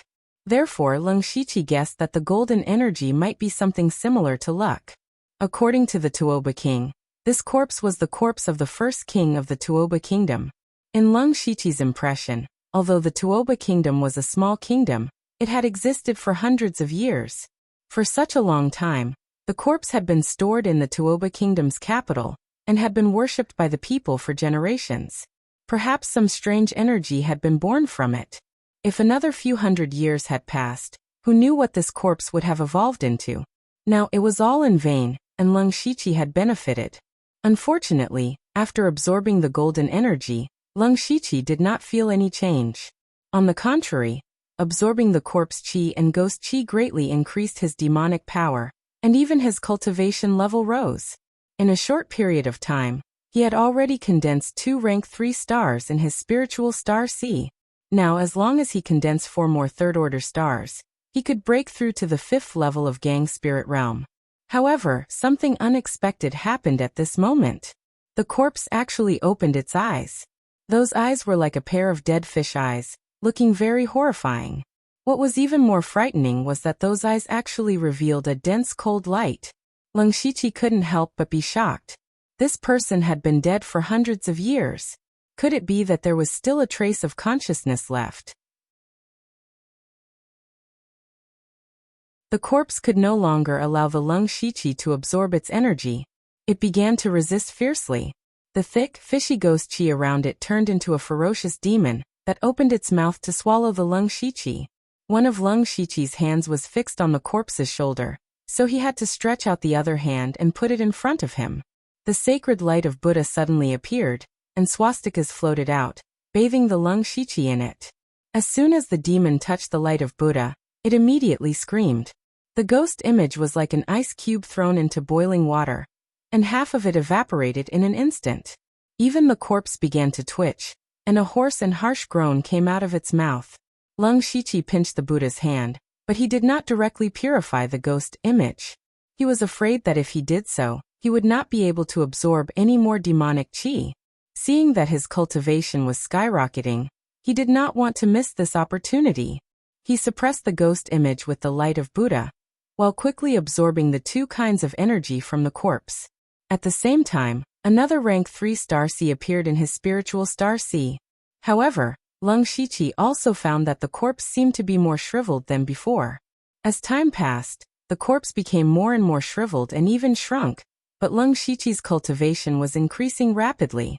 After about an hour, Leng Shiqi's body was full of all kinds of spiritual gang, and his aura suddenly jumped to the 5th level of the spirit gang realm. At this time, the power of the corpse had almost been completely absorbed, and only the body was barely preserved. It seemed that as long as a gust of wind blew, it would turn into ashes. With the breakthrough of Leng Shiqi's cultivation, he could also take back his palm. During these 2 hours he had been thinking about why such a thing had happened. He felt that the most likely reason was that the black mark on the spirit crystal had the ability to absorb all kinds of Yin attribute energy. The reason why he did not have this ability until now was because he had not fought with the spirit cultivator of the devil path since he left the dragon vein, nor had he come into contact with all kinds of demons and ghosts, so he did not know that he had such an ability. Of course, this was only his own guess, and whether it was true or not still needed further verification. If that was the case, then it would be equivalent to him finding a shortcut to quickly increase his cultivation. Leng Shiqi clenched his fists and felt the power of the 5th level of the spirit gang realm. He raised a satisfied smile at the corner of his mouth. He raised his hand and prepared to turn the corpse into ashes. However, at this moment he suddenly paused. He had a sudden thought and had another plan. Leng Shiqi rubbed his chin thoughtfully and said in a low voice, "Li Gui." Whoosh, a gust of cold wind blew, and Li Gui appeared beside Leng Shiqi. "Do you have the ability to attach to a body?" Leng Shiqi asked. Li Gui nodded stiffly. Leng Shiqi ordered, "Attach to this corpse." Li Gui immediately lay down and directly sank into the corpse. Then the eyes of the corpse flashed and with a swish, it stood up straight. Then something even stranger happened.